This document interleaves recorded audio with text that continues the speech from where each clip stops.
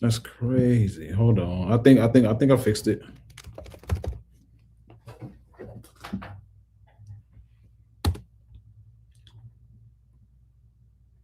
Yeah, we good now. Good. Yeah, yeah. My fault. My fault. YouTubians and constituents on YouTube. Uh, I was messing around with. This is my fault. I messed around with some stuff and forgot to change a setting that we were technically live, but not live to the public. But well, you guys didn't miss one of the major conversations that we're having. We're getting to it now. So share this with two people. Let them know that your favorite after church podcast is alive right now. Now, this is a conversation that I wanted to chop it up with you guys about, and I really want your thoughts because you guys are deeper into music, as far as older music, Jay Z and all that, than I am by far. So Jay Z did a what they call a freestyle at the Roots picnic, and I really want to get your thoughts on how you think it played out. Let's check it out.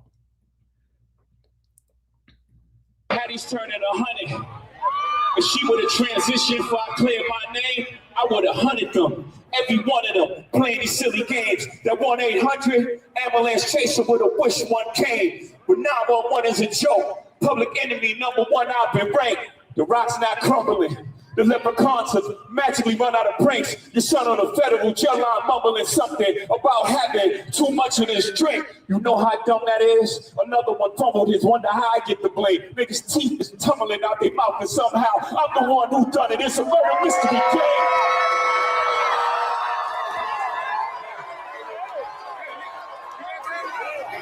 You had to catch Cal and thunk it. Was you who pumped this? I'm the one who strummed the pain. That hill you can die on. There's way too much flack that comes from those pains. I'm killing them softly. What's understood don't need to be explained. You want it one way, it's the other. I still on you suckers, I'm all of you niggas gang. I ain't much for me, it's know-how. Cancel the brunches, I remember the hunger pain. The price of the bricks going up. It's gonna cost you a beat to even say my name.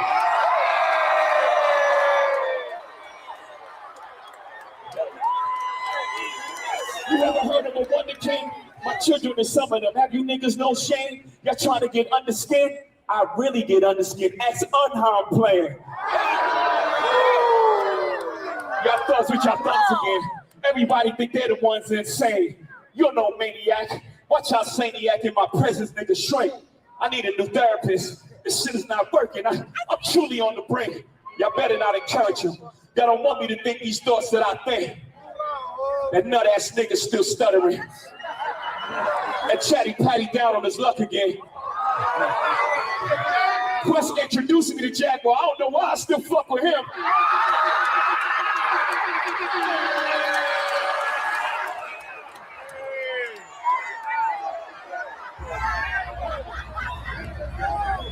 You wonder why I do the freestyle rehearsals. That lady back on the stuff, she sound like she in love with him. Her kid can't even take their kids. Enough of them. A rapper can't be my eye. I got MAGA Republicans. Them shots came from the very top of the government. Good luck with them.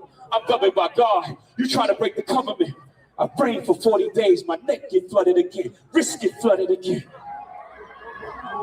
My net worth went up again. My next update, the jig is up. Nigga, I'm up 10. Wrong chart, champ. You gotta look up again. Niggas look up the Hove. I never looked up to them. The crackers got your publishing gangster. Go talk tough to them. Don't talk success to me. You niggas is workers. In perpetuities, how your contract is worded. Don't make me go fuck, man. The roots remember, even when the trees pretend, not too much on my name.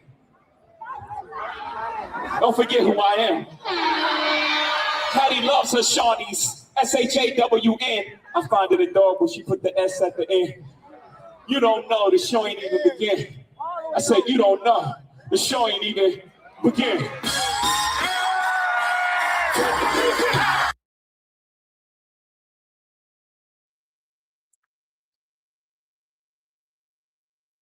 Oh shit. All right. I don't know if you Jerry hear me. Day. Oh, okay. Can you hear me? Yeah, All right. I'm in. I got questions. I have concerns, man. Um, what are your thoughts overall about it? I mean, that shit. I guess it was. I guess it was. First of all, man, where's locks at, man? Man, where's locks at, man? You know what I mean? I didn't know you can comb those wigs out, man. The way those was looking like before the wigs he had, man, those look like I don't think you can comb those out. So either he was wearing a. I feel like Jay-Z was wearing fake locks, man, this whole time. Like something about him is man fake to me, man. Okay. But in regards to the freestyle, uh, I don't know. He sounded like he was stumbling a little bit. I mean, he was taking his shots at different people. The Jaguar right and some more people, and I think he got at Drake and who else he got at? Who else did he get at? Tory Jaguar, Lanez and Dame, Nicki yeah, Minaj. Dame, Tifa. Yeah, I mean, overall, I mean, it's a freestyle. I mean, I didn't think too much into it. For me, it's like you're a billionaire, so what's the point? Or you're supposed to be a billionaire, so what's the point? Mm, And he comes out like doing like this a fine time. I thought like last time he was out, it was doing the kneeling protests and stuff. As far as the NFL, now he's out.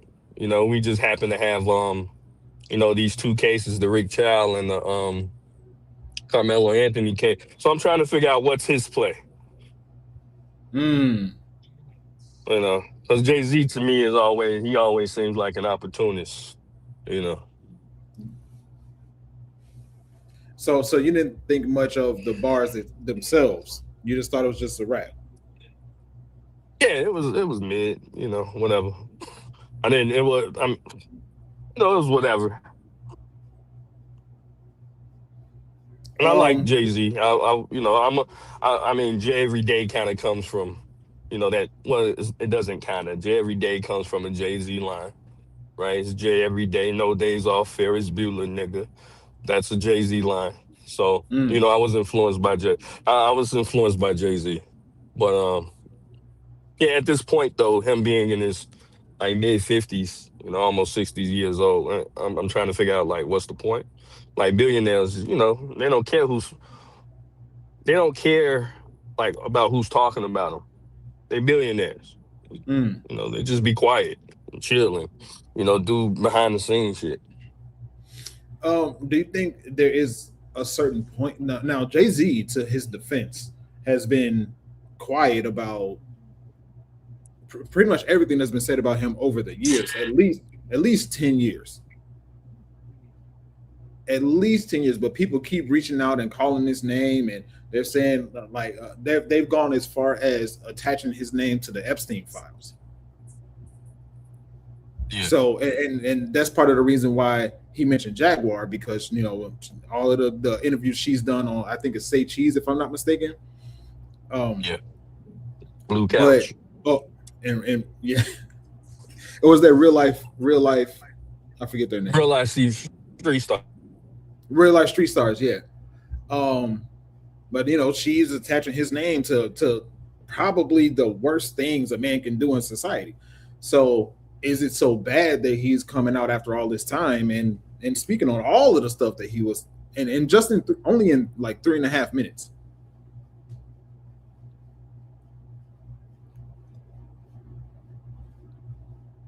You think there's an issue with that? Like he, because he's a billionaire, because he is who he is, he should stop, or he should not have responded or said anything.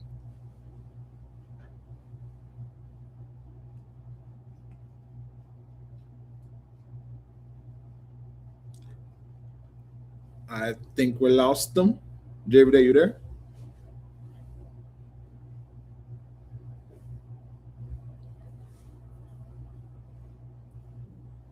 Yo, Mao. What's going on, bro? How you feeling? What's good? I'm good. How you feel? I'm good, man. I'm great. I can't complain about shit, bro. My life good. I'm good. It's good to hear, brethren. I was hearing y'all because I had y'all on the background. I was just still doing something. I had a little bit of y'all talking about was it Jay-Z, and you just mentioned about the Epstein files and stuff like that. Yeah, I was. Yeah, so from what I was gathering, Jerry Day was. From what I was gathering, Jerry Day was saying that Jay-Z is who he is. He's a billionaire. He's, of course, above all of these other guys in the mainstream rap industry. He's a billionaire. And he even said in his bars, it's gonna cost a B to even say my name. So I was asking, is it so bad that after all these years of at least a decade of people besmirching his name, is it so bad that he is now responding to it?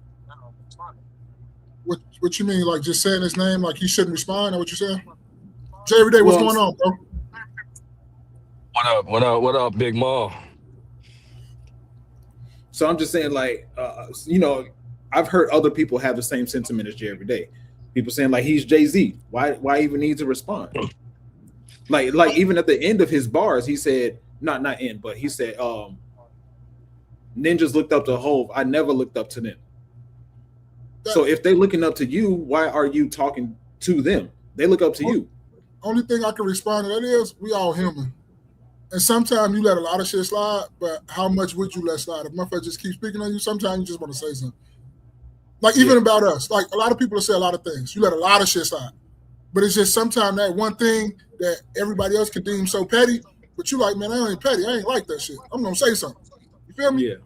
So I understand where y'all coming from, and I'm kind of on the sentiment of what y'all just said too, but I just look at it as people are human. You're going to say something sometimes. So you let a lot of, like, I know y'all, both of y'all too. Probably let with people, your friends and everything, you let a lot of shit slide because you're not going to just address every single thing that somebody says or somebody does, right? But sometimes it's just that one little thing. It can be as so petty to me. It can be so petty as to you, Spaces. It can be so petty as to Jay every day. But at the same time, it's like, bro, I'm not letting that slide. I don't give a fuck what you say. I'm going to be petty today. Yeah. So it's understandable, but I do understand and I do get where y'all coming from. Like, nigga, I'm worth $1 billion. I don't even look at TV. TV look at me. Okay. So it's understandable. I get totally where both of y'all coming from. We're like, why are you saying something? You're a billionaire, but I just look at it as, people human. It is what it is. People are human. Yeah, I mean, Jerry Day, you were in the middle of your sentence before. I think you lost connection. Yeah. Yeah, maybe I don't know. Maybe Jay-Z ain't worth $1 billion. Because I mean, like, it'd be one thing if Jay every day were to, respond back. I'm not worth $1 billion yet, right? But I just feel like, at a certain point, like, who gives a fuck what they talking about? You ain't got to be like me. You know what I mean? No pun intended. Like, you don't have a Beyonce or $1 billion, right? So, ooh. at the end of the day, it's kind of like, fuck what a Jaguar writer is talking about, or whoever else, Drake or whoever, like, you know what I'm saying? Yeah. Like, okay, so what, you responded, now what? Does that stop the streams Drake is getting? Or supposedly getting? I'd say supposedly getting. Does that, does that stop the interviews from Jaguar White? From real life street stars? Or anything else? No. Okay, so what? Jay-Z responded. Like, bro, this ain't the 90s. This ain't the 2000s, bro. Like, just go ahead, do rich people shit. And shut the fuck up. Loso, what's good, my guy? What's good? Loso, what's happening, Appreciate baby? you being here, bro. What's happening, bro? What's happening, gang? My sentiment is, I don't disagree with people saying, like, you don't hear, at least, okay, I'll say I don't hear about Elon Musk responding to all the people beneath him that have all these different things to say about him. Right. I don't hear Bill Gates responding to anybody. I don't hear all of these upper echelon people that have people besmirching their name and trying to mix their name into the most debaucherous activities, saying anything, like responding to the things that people are accusing them of. And on the other hand, it's like, is it so bad that I'm responding? But wouldn't that be a different? Ain't that's kind of different because those you just named, none of them really entertainers or a rapper though. He put that in bars. Five Brown, what's good, bro? Yo, what's up, bro? What's happening, gang? What up, Ma? How you? What's What up, happening, bro? Good, bro. I'm good. What's up? How y'all? Chilling. But he's a rapper though. He's an entertainer, so it's just like, and he does this. I heard because I'm a huge Jay-Z fan. I got on the Jay-Z bandwagon kind of late. You know, some people got on him when he was in Reasonable Doubt.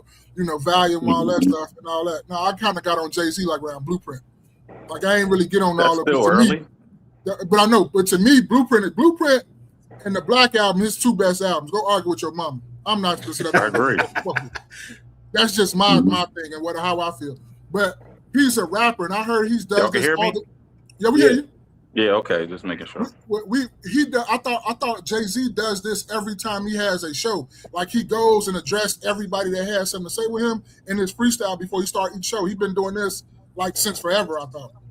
Fact. Yeah, but this ain't his show. This ain't his show though. Oh, you say what? Every day? This ain't it. This isn't his show. But that's just what I heard. And what came across my docket is like, oh, Jay-Z does this every time. You know, he do a show, whatever he does. When he comes out and he speaks and he's about to rap or do a concert, he has a freestyle for people that's been saying things about him. What's not his show? Hey, Jay, what you mean? The Roots Picnic? Yeah, the Roots. I mean, I know he was invited, but I'm saying that He was the headliner. Yeah, like everybody was there to see him. Yeah, so this makeshift is kind of his show. Yeah, the Roots Picnic is a compilation of artists, but Jay-Z headline, and this was the highest grossed Roots Picnic. Of course, that's because Jay-Z. Yeah. Yeah, y'all know I'm into it. That's what I'm thinking too. And I was like, okay, cool. So you know, it's not Jay-Z's show, but people are like Fire saying, people are there to see Jay-Z, right? Now, yeah, hell yeah. It's like if LeBron James, whatever team LeBron James is going to, people aren't there to see the team; they're there to see the LeBron James. Mm-hmm. So Jay-Z was on some. I'm Jay-Z, and this is the Roots. Yeah, right. Bro, I was listening to, you know, I think I made it through. I think he was on the stage for 30 minutes, if I'm not mistaken. Whatever the time was, I listened to about half of it. I'm like, hey, he definitely had some bangers when he was, you know, heavy in the rap game. Yeah. Yeah, I mean that's not to be taken. That's good.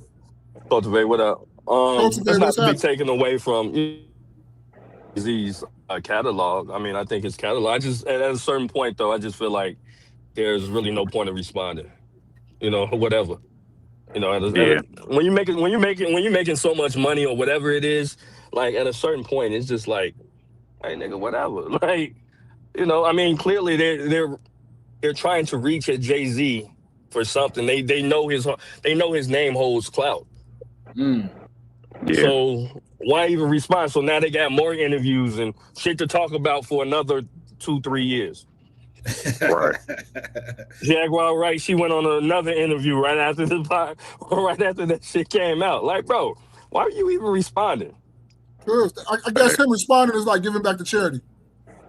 Mm-hmm. Keep giving you money. And they make more of you. Okay, I appreciate you. I mean, right. You help them more than you help yourself when you when you respond. When you you know what the great saying is? Right? They saying a dog barking at the moon is nothing, but as soon as the moon bark back, now it's a bigger story. It's a bigger thing. Exactly, 100%. Yep. Yeah. So that's what Jerry. I think that's what Jerry did. That's where you're coming from. Jay the Moon. Mm-hmm. I mean, like, just, man, you know, at the end of the day, just chill out. That's all I'm saying, you know. But again, I thought the freestyle itself, it was mid. You know, it was whatever. It was mid. It was old head bars. Yeah. Jay-Z 50 plus now. Yeah, it was whatever. Yeah. Like, bro, you've been out the game for a long time. You're not moving and grooving. You're not, you know what I'm saying? You know, you eating caviar. You know, you living nice, driving Rolls Royces and shit. Like, chill out.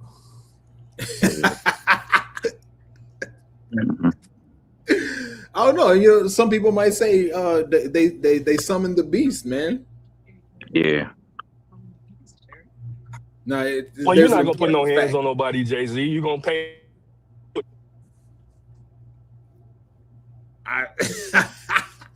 You say what? You say he wasn't gonna put no hands on nobody? Of course. Yeah. No, he's not gonna. Right. So since you're not gonna go do it, quit talking like you gonna do it.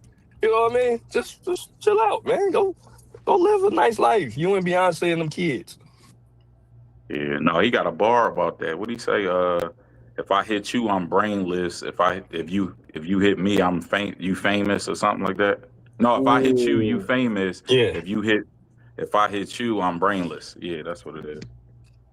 Yeah. Okay. I ain't gonna lie. Sometimes you gotta take them for the team though, because sometimes a lot of people talk like we sit up here and we keep saying this. You know, oh, you just get to say, you know, constitutional right and all this stuff. Sometimes motherfucker need to get punched in the fucking face, bro. Motherfuckers be out here just talking crazy, just talking like, cause look at it. We all grown men. You're not gonna go up to another grown man because you know what's gonna happen. If you come up to me because you don't know what I'm gonna probably do to you, and you just talking crazy and talking, you can't just keep doing. I'm not with that one. Like I understand you got to keep walking away. I understand it. I totally get it. But sometimes motherfucker need to get punched in the face, you know, kicked off in the ass a few times. Maybe motherfucker start shutting up. Yeah. Oh man, yeah. So I want to ask y'all. We got your everyday sentiments. What do you guys, Maul and Five Brown? What do you think about the bars themselves? Do you think it was mid? Do you think it was something that needed, like that?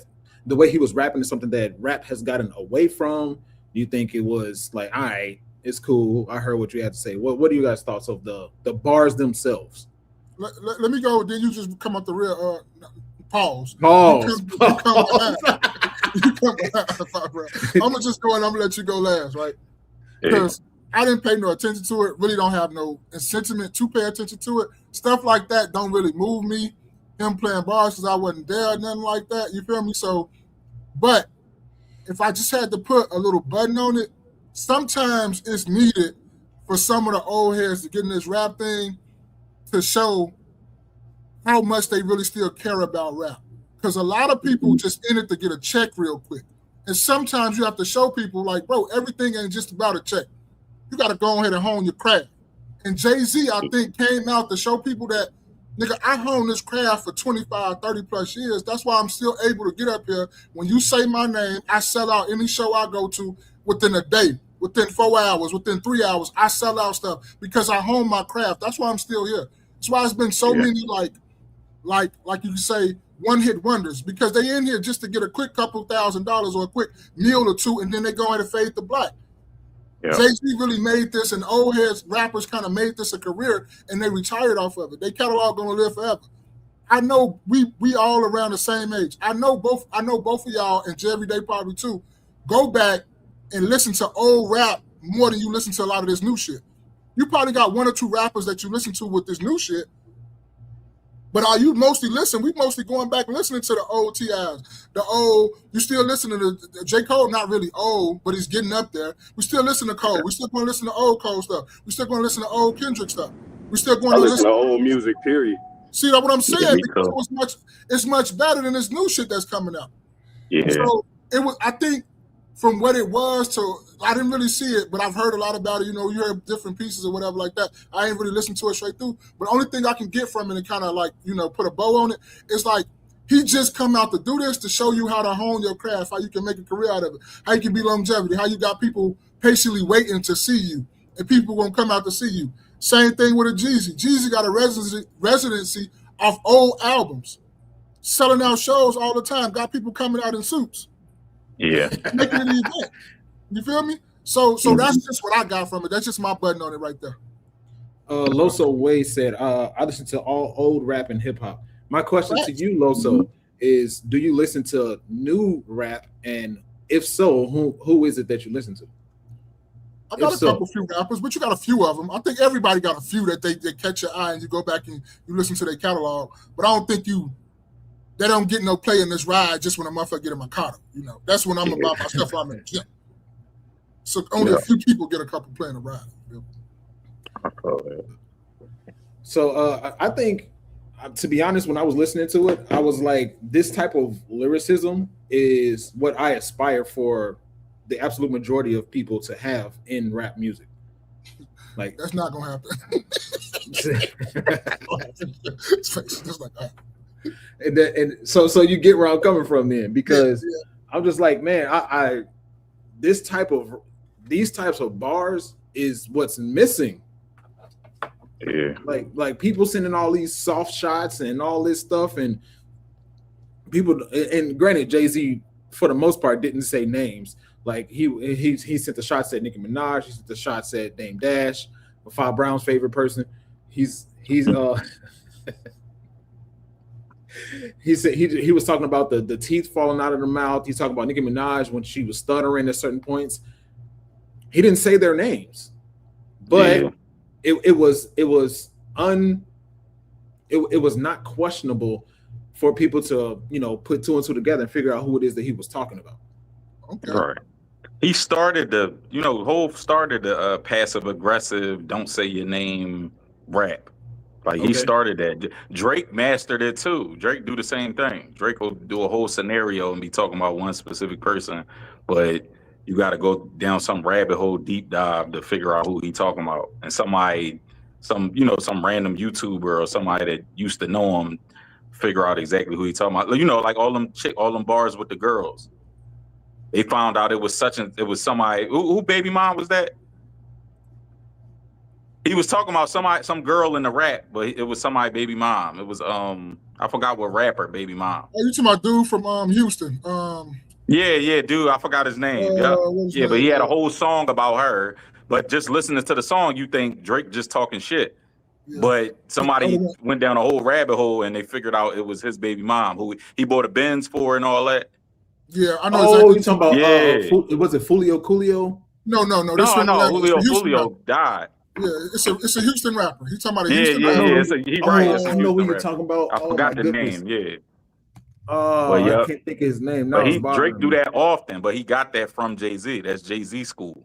Like he'll give you a bunch of bars, but he won't say your name or won't say specific. But he'll put something in there to let you know he talking about you. Sauce Walker. Yep. Right. Yep. Yeah. Sauce Walker. Yeah, I remember hearing somebody break that down. Nigga, with a name like Sauce Walker, I'm not responding to you, brother.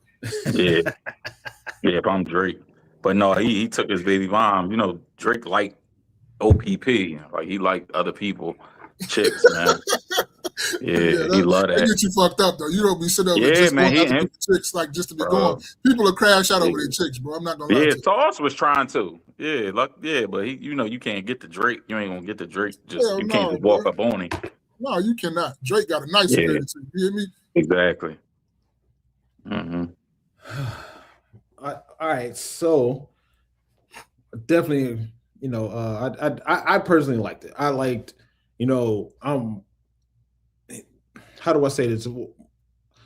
The way the number one thing that stuck to me with what Jay-Z was rapping about, and I have a question after this, was when he said ninjas look up to Hov, I never looked up to them. Like, it's important to understand what he said, because he was calling himself Hov and the best with the first part of that bar. Yeah. But at the same time, ain't that a double entendre? Because he did look up to some people before he got to where he at. Yeah, he ain't look up to Kendrick and them, but they younger than you. Of course, you're not gonna he's talking about the new people. Yeah. Okay. You ain't gonna look that. So that was, that was a shot, but it kind of didn't make sense. I'm not going to be 40, 45, and I'm looking up to the new 20-year-old. No, they all 15, 20 years younger than him. But that's how a lot of these old heads is, right? A lot of these old heads is looking up to the young motherfuckers because they got the bag and they got the money. Like, you tripping. Like, nigga, if your OG is 24 or 25, nigga, you 40 plus, nigga, you bugging. You need to go back to the drawing board. You need to start over. Yeah. Do y'all think this was an actual freestyle? No, he wrote that. Yeah, he rehearsed it. He said he rehearsed it. Yeah, and that's what I think about when I hear, because I watch different videos on YouTube where it'll be whoever, Tory Lanez, it'll be Chris Brown, it'll be the Locks, it'll be whoever, and they'll call it a freestyle. But I'm listening to it and I'm watching them while they're rapping it. Like, bro, this is clearly written. Like, yeah, and ain't no freestyles no more. Spaces, bro. Watch a rap battle, and they homies is in the background ad-libbing the song. Yeah, it's written. Yeah, they know. Yeah, ain't no freestyles no more. Unless you walk. Even if you walk up on a random rapper, be like, yo, shoot me a 7. They still gonna give you something they wrote before. Ain't it like just pure freestyling is rare. Super rare. Loso said, I like Big X the plug.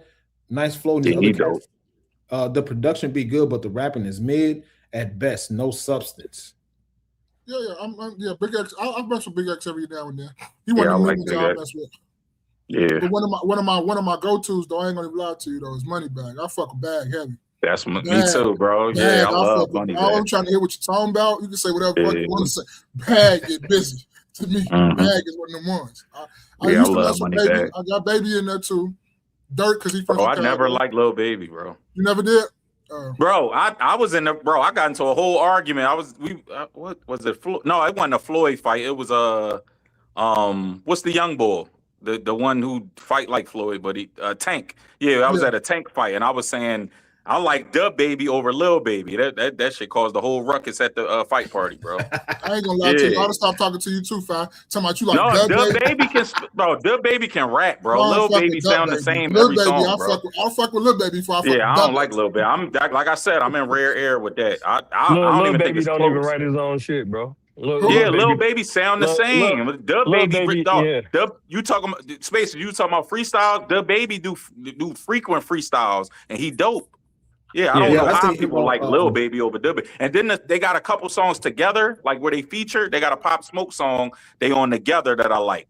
Dub Baby verse was 10 times better than Lil Baby's. Like I don't know. I never could get into Lil Baby. He not terrible, but he not good either. People was calling him the new Lil Wayne. I'm like, I ain't never said no shit like that. No, people were saying like, remember he had the streets on lock like a year or two, like 2 years ago. They were saying like he was mixtape Wayne. I said, hell no. No, I'm not. That was Gunna. That was Gunna writing his shit though. Gunna was writing a lot of his rhymes. Right, I like Gunna over Lil Baby. I take Gunna over Lil Baby. Since he fell out with Gunna, you notice Lil Baby ain't been the same. And that makes sense. Yeah, that make 100% sense. Cause since Gunna been in trouble and all that, and they ain't been tight. Lil Baby ain't been. Yeah, like I said, 2 years ago or so, he was the top dog.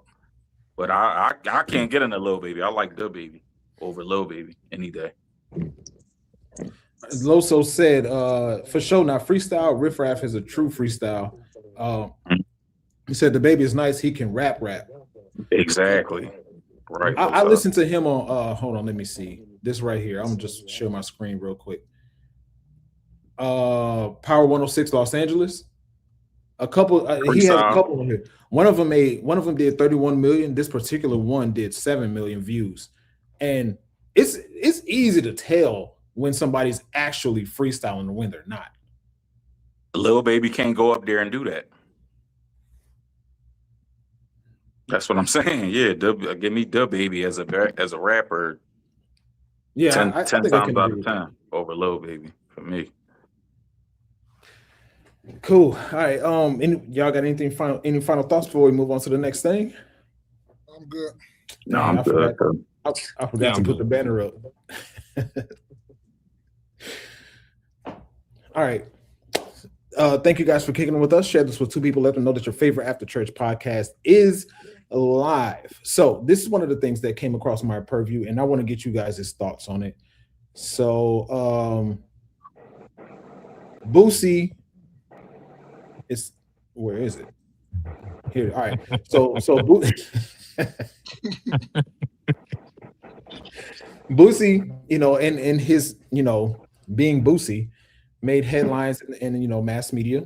He was having a pool party, and he said, he got a DM about his pool party where someone was asking him, "Are trans allowed?" And he said no, and that caused a whole uproar. Let's check it out.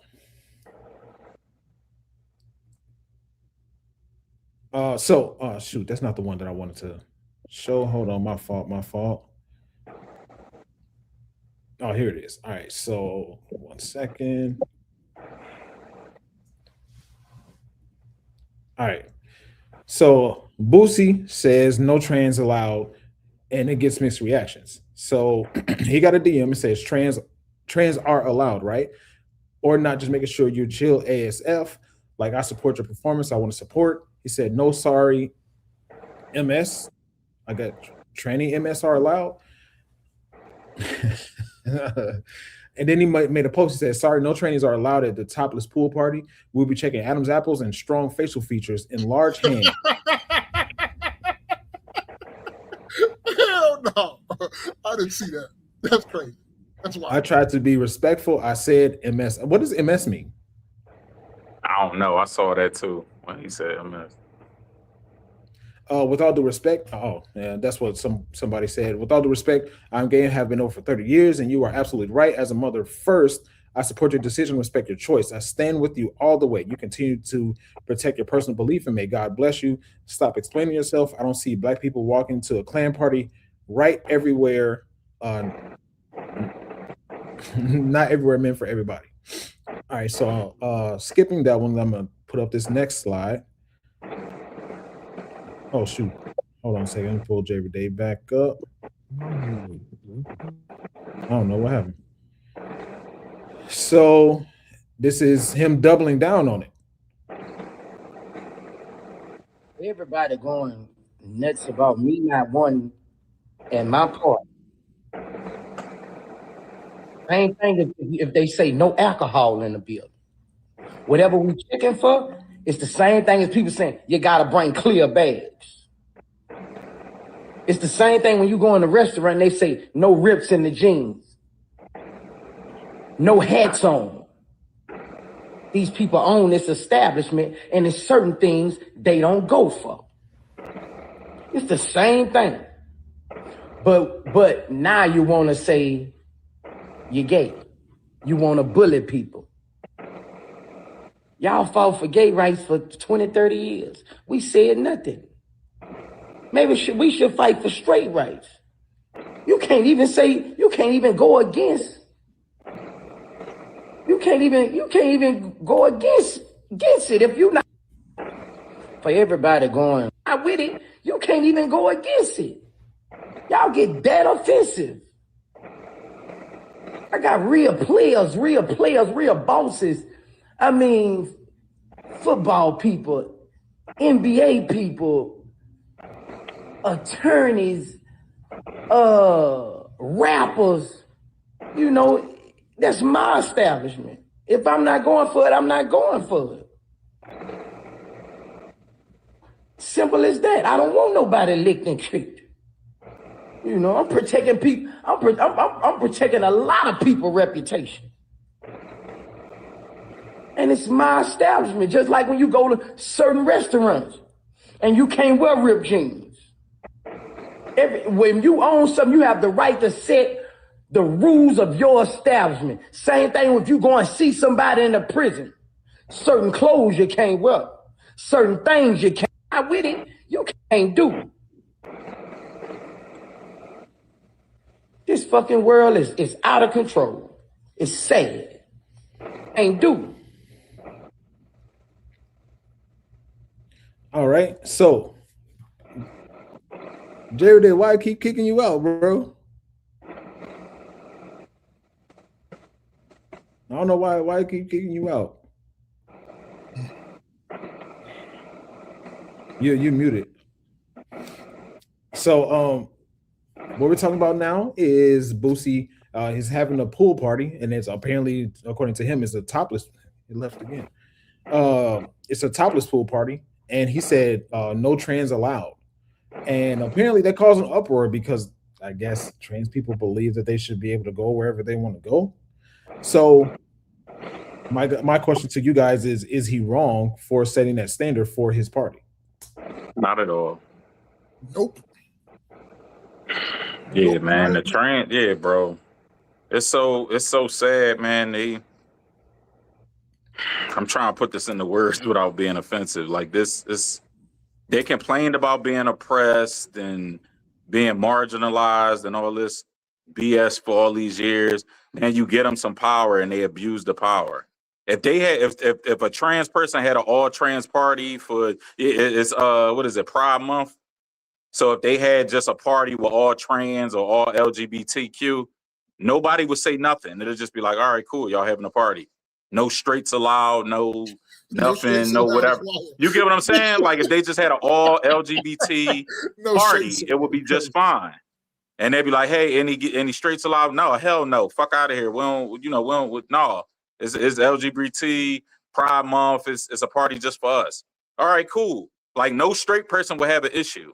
But soon as they have a party, as soon as a straight person have a party, and now y'all try to bum rush our way in, and he say no, he not wrong. Like he said he gonna have famous guys there, famous people with this, that, and the third. Then Boosie in Atlanta. Atlanta is like pause, but they got the top of the top trans people. Like as far as like passable, like that where they look like girls for real. They're the maker. Like. Right, that's what I'm saying. So you might get fooled. You don't even want to play like that. And then he said it's a topless party, whatever that. I guess I don't know if I guess it's optional to be topless. I'm sure he can't force every woman to come to the party to be topless. But yes, he can. I mean, like, why would you even? Huh? Yes, he can. That's his house. He can tell you, hey, when you come across these doors, you got to be topless. You can decide to go, take out your top and go through them doors, or you can decide like, no, I don't want to do that. I'm gonna turn around and go home. That's his house. This is private establishment. He can do whatever fuck he want to do at his own dwelling. Yeah, he can't force it though. If somebody come through the door and then be like, nah, I don't want to be topless, that's like, yeah, you know what I mean? Leave. You gotta leave. Right, I get you, but I'm just saying it's still like that's bad. Yeah, like I get. Oh, you get okay. Just like a topless beach. It's not mandatory, but it's you allowed. You know what to expect when you come over here. That's what I'm saying. Yeah, okay, so he can't force it. He can't enforce it, but he can encourage it. Okay. So while he encouraging it, he can't play with like if he having famous people there and all that, like you don't even want to play those games. And then they trying to, I saw like some gay people reactions. They trying to make it seem like he obsessed with the gay community. No, y'all obsessed with Boosie. Somebody DM'd him and said that. He didn't just put that disclaimer out. Somebody messaged him talking about, can we come? He like, no, like we ain't doing that. But like you said, it's private property. It's his establishment. It's his party. He can have whatever. Yeah, no. Why would you want to be there if y'all claim that Boosie is anti-LGBT? Y'all just go there to troll him to try to make a moment out of what Boosie's saying. Boosie, and I love Boosie because he stick to his guns. He not doing none of this woke, progressive 2026 BS. He stick to his guns. He like, bro, I'm old school. We ain't with that. A bunch and to be honest, most people agree with Boosie. They just can't say it. Facts. So I love Boosie for saying it. Like he got the courage to say it. A lot of these dudes don't have the courage to say it. A lot of these famous dudes. So all power to Boosie. He's not wrong 1%. He's right. He's completely right 100%. So yeah, that's all I got to say. I got a couple just to keep. Mine gonna be brief and quick. Mm-hmm. He said what he to me is, as people and as a community on either side, motherfuckers talk too much. Mm-hmm. Once he said, this is what's going on, why the fuck are you explaining anything that got to do with your house? Yeah. That's just like me. It's like, fine, you got kids, you got a wife and everything. You say what's going on in your house, and I ask you what's going on, and you start explaining it to me like, nigga, you under this umbrella. Right. We talk too much. That's the problem. We talk too much, we over-explain things. I know this gonna sound sassy, because it kind of is, but nigga, he said what he said. Mm-hmm. He said what he said. Why are you explaining? Why are you explaining anything to anybody? I said I don't want this at my establishment. It's not going to happen. End of discussion. I'm not going back and forth with you. Go argue with whoever the hell you want to argue with. I'm not arguing with you. Yeah. To me, he talking too much. He said what he said. It's it. I don't want to have no explanation or nothing like that. Mm-hmm. That's just my things. Yeah, you mean as far as like the second video explaining even further? I wouldn't explain that. Yeah, you're right. Once my private issues happen and I say this is my party, or if it got out that I said that, because I wouldn't even put it on the internet. Everybody on my party already know it's on a private thing anyway. So I already said it to them. But once it got out and people started asking me, I don't got no comment. You got something else to talk about? I ain't talking about that. Yeah. Why are we sitting there talking about that at his house? Right. That should have been already expected. But ain't that? Let me get one more question. Spaces. That's just like we first started this. Motherfuckers told us why we didn't have a certain thing on our panel when we got our name what it is. Why are we explaining something to them? Mm-hmm. You know what I'm talking about. Every day know exactly what I'm talking about too. Why y'all ain't got this on there? Because nigga, we don't want that. Mm-hmm. And we're not explaining it to you anyway because you're not in a circle. You don't even get that conversation to have. To even explain something to you like that. You don't get the common courtesy because you're not in a circle. Yeah. I understand you explaining that to some people that's in your circle and that's in your inner circle. Yeah, they get the benefit of the doubt. You explain that to them and you go back and forth with them a little bit. And you go back and forth with them to a certain extent. And then after that, fuck you too. I'm not going to keep explaining nothing to you. Yeah. That's just my thoughts. Right. Every day, did you get to catch the video? Yeah, I watched it when you sent it before. Okay. What are your thoughts on Boosie saying no trains allowed at my party, my topless pool party? Topless is even more crazy. But no, I agree. Like, I mean, I don't want you there. I don't want you there. And why would it be a big? To me, what's the big deal about somebody not wanting, a certain type of person or whatever? Like, you invite whoever you want to invite to your party, man. Mm-hmm.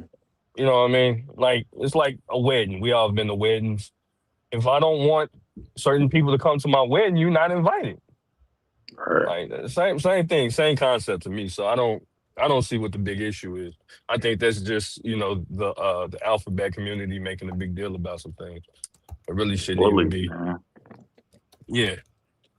You think that bullies foul? 100%, bro. Like I said, bro, all the marginalized groups, quote unquote, that claim they was marginalized, and then people that was in position gave them power and gave them a platform. They then became the oppressors. Like that happened in a lot of cases, bro. Yeah, gay people, black people to a certain extent. We was marginalized in the 50s and 60s. Now certain people is moved and using a platform to go extreme, and now we becoming the new racist Jim Crow people of the white people of the 60s. Like, it's crazy to me. Like, it's a lot. That's why I say a lot of people don't want equality. They want special treatment.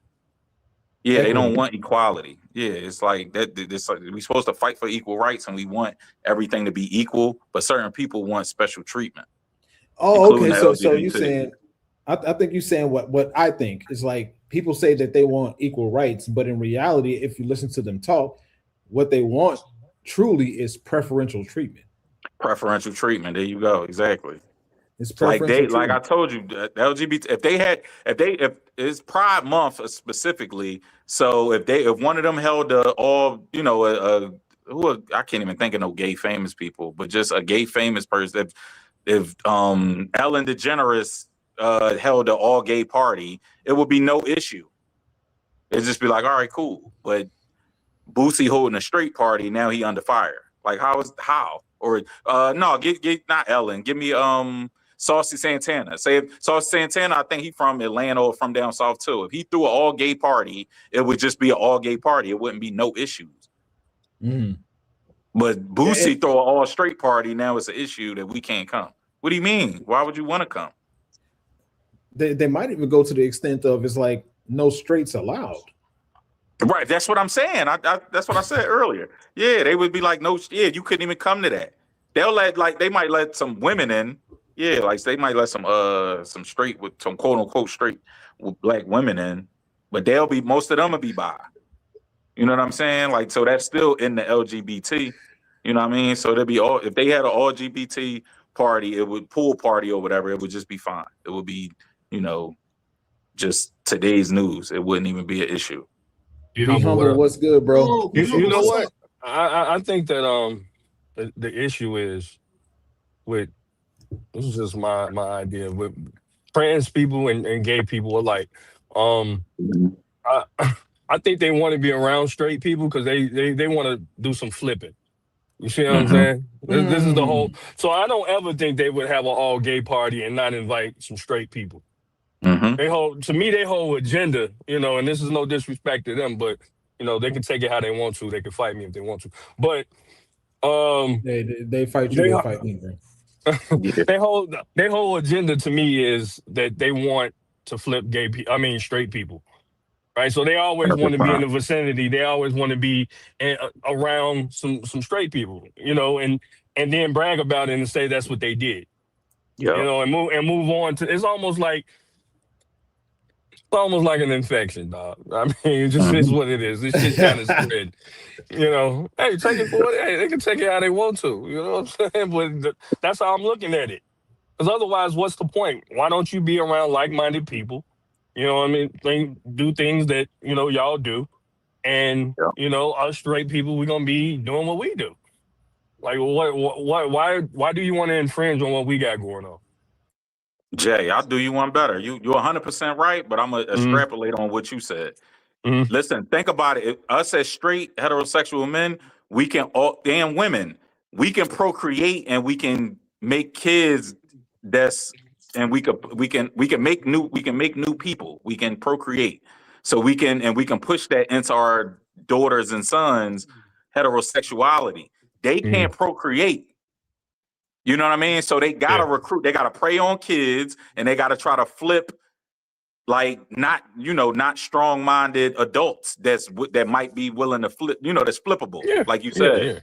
So they gotta prey on others, like, you know what I'm saying? So like you said, they gotta come to straight parties, infiltrate it. Listen to Spaces. Did you hear I think Anton covered it. EJ Johnson was talking about he don't even like gay dudes. He only likes trying to talk to. He said he only likes straight guys. He loves, like, I guess that's his thing, is flipping straight guys gay. He said he don't even like if a dude gay already, he don't even like him. He said he'll come at me, Maul. He'll come at one of us on this panel and try to flip us versus going to the gay bar. He said he don't even go to gay bars. Yeah, you must saw that, Spaces. It's crazy. Yeah, so he don't even right. So that, but I'm saying that make Jay's point. 100%. Yeah, like they prey on serious. Yeah, if you're not like, all the way, solid in your masculinity and in your sexuality, they'll they prey on the straight dudes that they could try to switch, or the women. Dog, I heard this from women. This last thing I'm gonna say, from the women, they said it's a bunch of, how they try to paint it like guys as predators, this, that, and the third. They said them gay girls is the biggest predators in the world. Like they'll befriend another girl, and they make it seem like they want to be friends and hang out, this, that, and the third, but they be trying to flip them girls.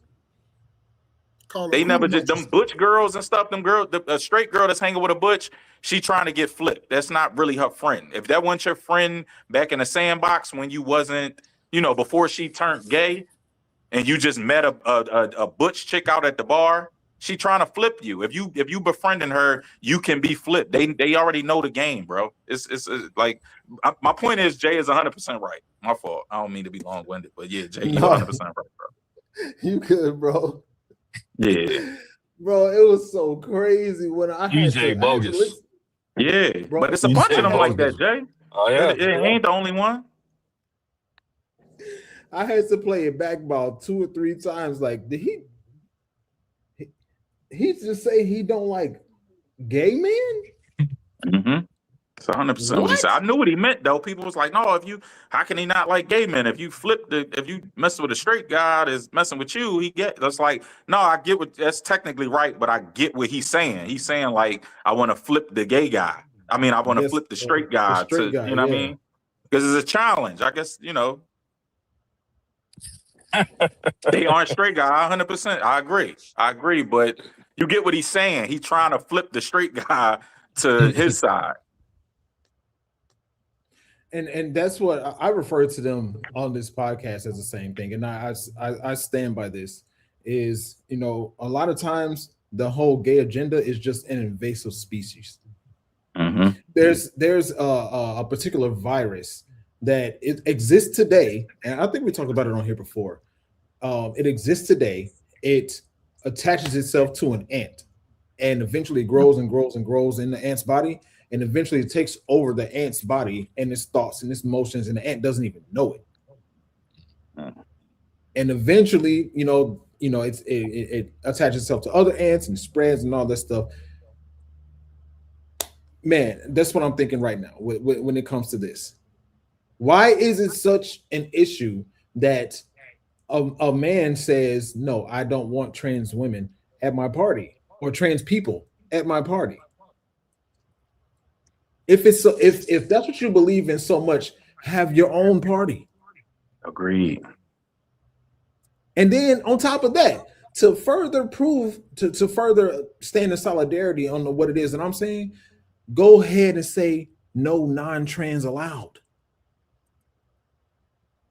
Ain't no non-trans people gonna trip about that. I don't imagine. Exactly. That's my point, bro. Yeah. Good for thee, but not for me. Rules for thee, not for me. Yeah, it's I referred to it as an invasive species. You come in here and you have things change to better benefit you, and when it doesn't benefit you, it's I'm gonna run to social media to try to get social media to side with me so I can shame you into allowing me into what it is that you're trying to do for yourself. Bro, it's getting out of hand, bro. It's really bad. Bro, did you see this was like probably 2 years ago. I'm sure one of y'all saw this. Genuine was on a podcast, the singer Genuine was on a podcast with a trans. The trans was trying to kiss him. He wouldn't kiss the damn trans, of course, being as though Genuine is straight. They was online bashing him, talking about he was transphobic. Yeah, it's like, what the fuck? So y'all gonna break into our houses soon. If we don't let y'all live with us and we don't sleep with y'all, then we transport. Like it's bad, bro. Man, it's sexual really bad. assault. I would have called the fucking It was, police. bro. Yeah, that's what I'm saying. If any of y'all seen the clip, I'm showing up in jail. Yeah, it was him, Your Honor. You seen it, Jay? Yeah, that shit was crazy, right? Yeah, I would have showed up to motherfucking court. I'm not gonna lie to you. Put his ass behind bars. No, bro. Genuine played it cool. He just was like, no, we ain't doing. Like he was respectful. He wasn't even like disrespectful. Like, get the fuck. You know, some guys would have crashed out. He didn't. He just like, no, we ain't doing that. Yeah. Or, matter of fact, I'll give you a more recent one. Remember, y'all saw what's the what's the linebacker from the Rams? Vance. Y'all saw that when he was just on the red carpet? No, I didn't see that one. Y'all ain't see that? Yeah, I'm gonna find that and send it to you, Spaces. He said he shouldn't even took the interview because the trans community, like the LGBT, do too much. But he was interviewing with a trans guy, girl, whatever you want to call it. And the trans dude called him daddy or something. And he like, whoa, what we doing, yo? Like, chill. Yeah. And they tried to call him transphobic. Yeah. All he said was like, whoa, shit, like, don't do that. Vance, his name, I forgot his name, the linebacker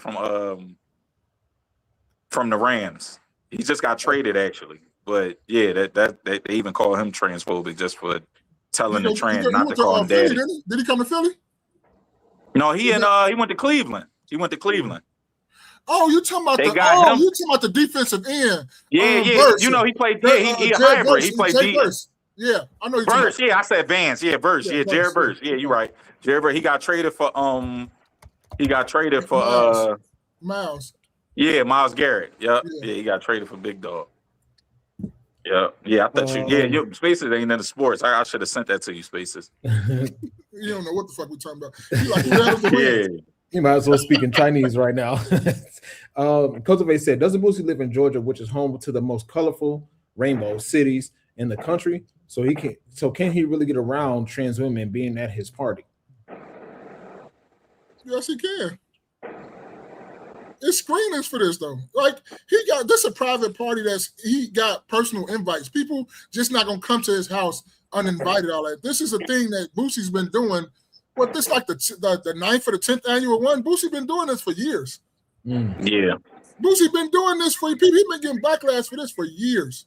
Because people say, "Oh, how you gonna, tell women they got to be topless?" This is his personal pool party that women come and they want to participate in. It's a good look for them. You know how much money they get for sucking and fucking at this party? Excuse my French. Right. No, he right. They in there networking, bro. Like we sitting up here like we in there networking. This is what blows me with people not being real with situations. Yeah. That's what happens at this party. I know the people gonna act like this is not what happens, but this is what happens. It's all a networking event, bro. Thank right. you. Mm-hmm. See who got the best mouth. Yeah. Shout out to Desiree. Her birthday is this week. I think it's Thursday. You say what? Happy birthday. Happy birthday. Her birthday is Thursday. Shouts out to Desiree. Happy birthday. Desiree Happy early birthday. Desiree Cancer? Happy early birthday, Desiree. I think that's still Gemini. It's still Gemini till the 22nd. Yeah, I'm the first day of Cancer. Okay. All right, we'll get Cultivate comment here. We'll move on to the next thing. Cultivate said, if he gives out personal invites, then why is he worried about trans women being there? Are they sneaking in? That's what he's worried about. Is he gave a public service announcement and saying y'all are not allowed. No, I think somebody sent him a DM asking and telling him that he's gay. Can they come? Yeah, that's what it was. No, that's not allowed. And that's the person made the DM go public when it was a private message between the trans and Boosie. That, if I'm not mistaken, people can school me. If I'm wrong, I'm wrong. You're right. I'm saying I'm wrong. You're right. A trans messaged him and said, "I love you. Can I come?" And he like, "Nah." I went, "No." Yeah, he just flat out no. Pause. Yeah. I sent you the clip, Spaces, if you've seen it. Yeah, just in case you want. I don't know. I played it in Boosie's DMs. All right, so we got to get to the next thing. Hey, before you wrap that up though, Spaces, I just like to say I think our generation and maybe some after, I think they're slowly trying to chip away at the younger people, to be accepting of this kind of lifestyle. Our generation, we had older people or whatever, and we kind of talk differently, and hopefully, each one of us, if you do have children, you teach your children, kind of quote unquote right way to be, right? Yeah. But I feel like, if you fast forward 20, 40 years from now, people are going to be way, way more accepting, where this is almost going to become normal. And I think that's really the agenda. It's like they know overnight they can't flip everybody, but eventually, you see what I'm saying? We probably get somewhere where, it's probably 30% of the population is just, out with it. Yeah. Hey, Bro, I think they going for genderless. I think the goal, Jay, is they trying to go like genderless. It's just like we just people. Like they trying to get rid of men and women, bro. They're trying to be out here like basketball. They're trying to have like positionless, huh? Yeah, bro. It's That's how it was at Target. I think I told y'all a few years back where I was looking for my daughter in clothes or something, and they didn't have a boy-girl specific section. And I'm looking for, little girls' underwear, but I couldn't. I'm walking around basically like the section, and because it was just like all the shit was blended in together. Yeah. So, and I think that was done on purpose. I mean, I even Googled it. There was some Reddits about it. So, clearly that's the thing. And I think, these corporations, they're on board with it as well, especially Target, being out of Minnesota. Hey, bro, my grandfathers and my uncle them, they'll call you a maggot in a heartbeat. I don't know what y'all, where other people come from, but boy, they'll get that up out you in a heartbeat. They'll call you so many maggots and so many S's in a heartbeat. And guess what? Either you was going to tighten up or you was going to be a maggot. Yeah. Tighten up. So, there was a show that I just came across recently. It was called Beyond the Gates. And naturally, as it pertains to... You said Beyond the Gates or Beyond the Gates? Gates. Oh, I thought you said gays. I was like, well, you better change that up. And there was a gay couple in there. It was a black man and a white man. And they somehow, I don't know the connection, but they had children together. And neither one of the children, according to what I saw, were gay, which is antithetical to what we know what happens in the household. Most likely, children grow up to be an example of a representation of what it is that they saw their parents as. And that's what I'm getting at when it comes to the sensitizing of the whole gayness, the whole gay agenda in mass media.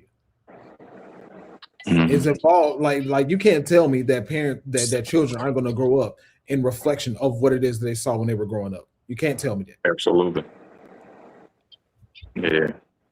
Absolutely. Yeah, I agree. But yeah, that's another form of their recruitment. Remember I said like they prey on the young and prey on the weak?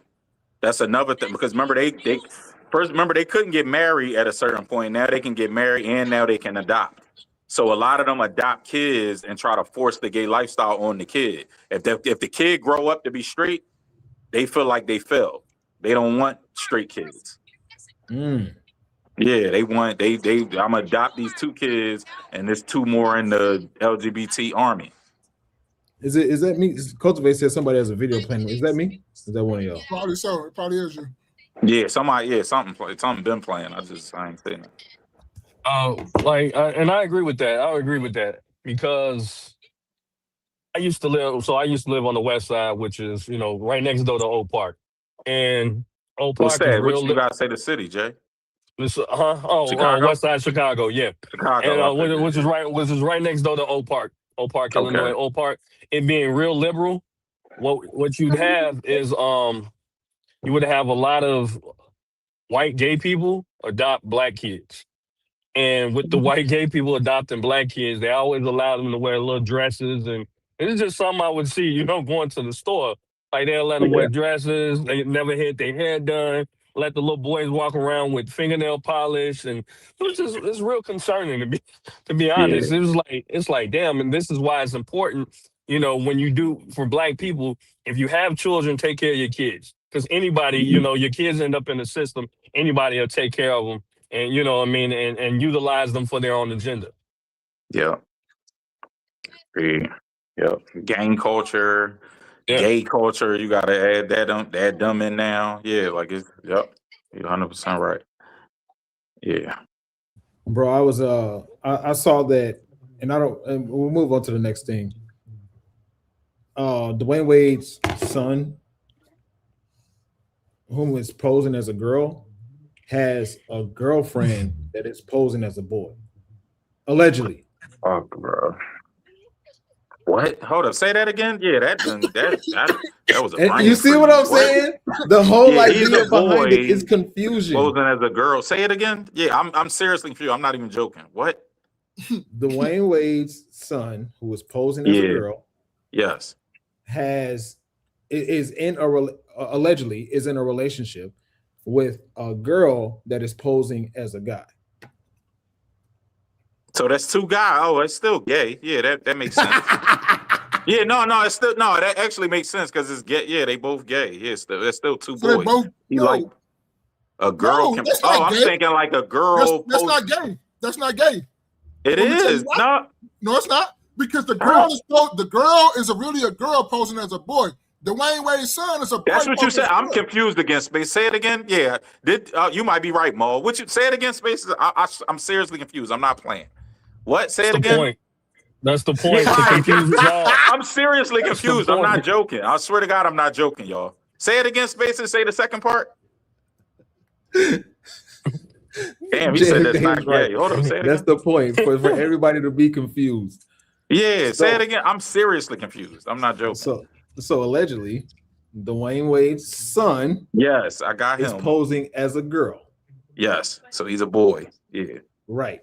But that allegedly he's in a relationship with a girl that is posing as a man or a guy or male. Oh, a girl. Oh, yeah. Damn, Maul, you right, Maul. My fault. I had it reversed. I'm thinking like, oh no, that's 2 boys. No, that's a girl. So it's actually gay. Straight. It's still gay. No, it's hetero, crazy. Bro. It's gay. We can't let them because that's the problem. This is already confusion. Gay. Jay, if they have sex, they having hetero. Bro, Jay, if they both get naked, they're having heterosexual sex. That's what I'm saying. Yeah, so it's crazy. It's like I understand what y'all saying. The confusion is already gay. The confusion right. part is already gay. If we got to do all this, you see what I'm saying? No, gay. What the? This is gay. Yo. That's it. Damn, bro, you totally had me. I'm like, oh no, that's 2 guys then. Yeah. That's still gay. Oh no, Maul is right. Goddamn riddle, bro. He said it's a riddle. Yeah, it really is, bro. Oh my God. Yeah, I'm trying to shoot him some bell. I'm like, no, he's straight a little bit then. Yeah, no. It's a heterosexual situation, man. Bro. Nope. Oh, no, because this is the problem. We start normalizing shit like this, and then everybody gonna think that shit. Nope, gay. Yeah, that was seriously confusing, bro. I was lost. I'm saying that because like they did all of this. Gabrielle Union and Dwayne Wade did all of this stuff in the media to present Zaya Wade as this transgender person. When it comes down to it, it is a natural born male in a relationship with a natural born female. regardless of his whatever pieces cut off? Allegedly, I think don't know so. one way. I don't know for sure one way or the other. No, I don't Yeah. think so. They're not supposed to do that on kids. But yeah, they trying to push that even. California, Yeah, let them do it early so they don't give them time to change their mind. Yeah, California, I think you could do it at 16 though. You know, Cali real weird like that. Yeah, Cali is hell. All right, so thank you guys for kicking with us. I want you guys to know, I meant to say this earlier. We are currently live on Kick, and we'll be transitioning certain aspects of the show to Kick. And after the show ends today, we're going to go straight live to there and have some vibes. I put the link in the chat. I'm going to put the link in the chat again for y'all to come kick it with us. After this, probably for about an hour, we're just going to chill and vibe and listen to some music. And so make sure y'all join us on there. But we're going to move on to this next thing. And this is something Maul sent to us.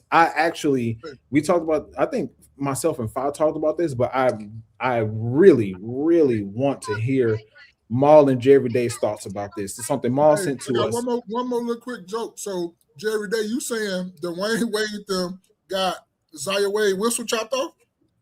Yeah, I think so. he did.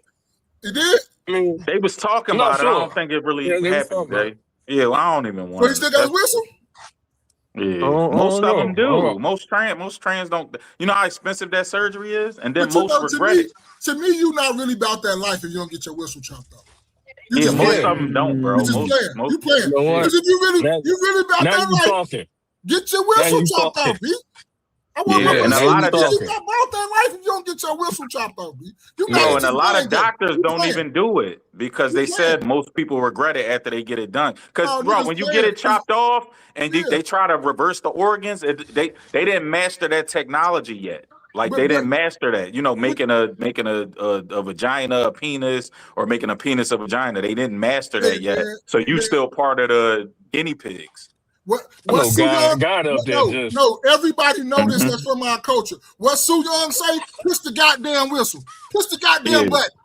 You ain't about it. Push the goddamn button. Yeah, no, they don't really. Yeah, a lot of doctors don't perform it though because they know it's not really. Push the goddamn button, like Su Young said.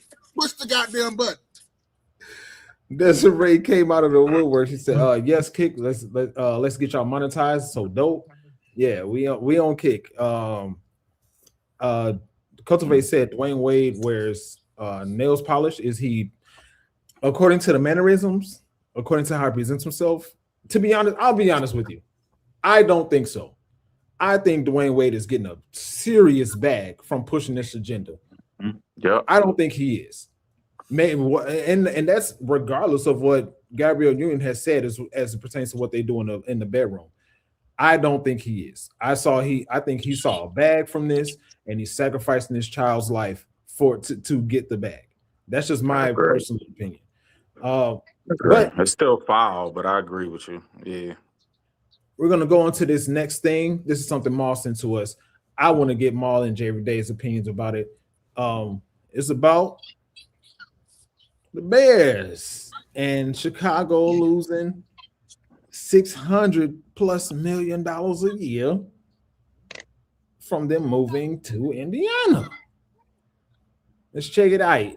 Bears. The fact is, they're going to Indiana. It's a grift. Your teams don't care about it. You could be on fire, they wouldn't spit on you. And they not only wanted a new building that you would have to pay for, they wanted not to pay taxes on the property. It's laughable. All of it. They have a perfectly good site they could use, and they would still make a ton of money, and they would still make it convenient for their fans to get to. They could have gone to the old Arlington Park site. Thank you for destroying a beautiful horse track, you bastards. The point is, they want a BBD, bigger, better deal. And they're going to go to a hellhole town, basically an industrial site, and they'll sell you on economic development. F them. If I were a Bears fan, I'd never go again. I mean, watch them on TV. Never give them my money. You know what a pain in the ass is to get to Hammond, Indiana from Chicago? Well, give it a call. So, to hell with it. I think it's disgraceful. Yeah, the ale doesn't run that far. No, I think it's a disgrace. I'm sorry I feel that strongly about it. You two are looking at me, but I'm tired of this. I get so pissed, man. It's such a joke. You can't use your fan loyalty points to keep them in Chicago. Yeah, right. But I've been to every game since the 60s. F you. They'll hit you with the moving truck on the way.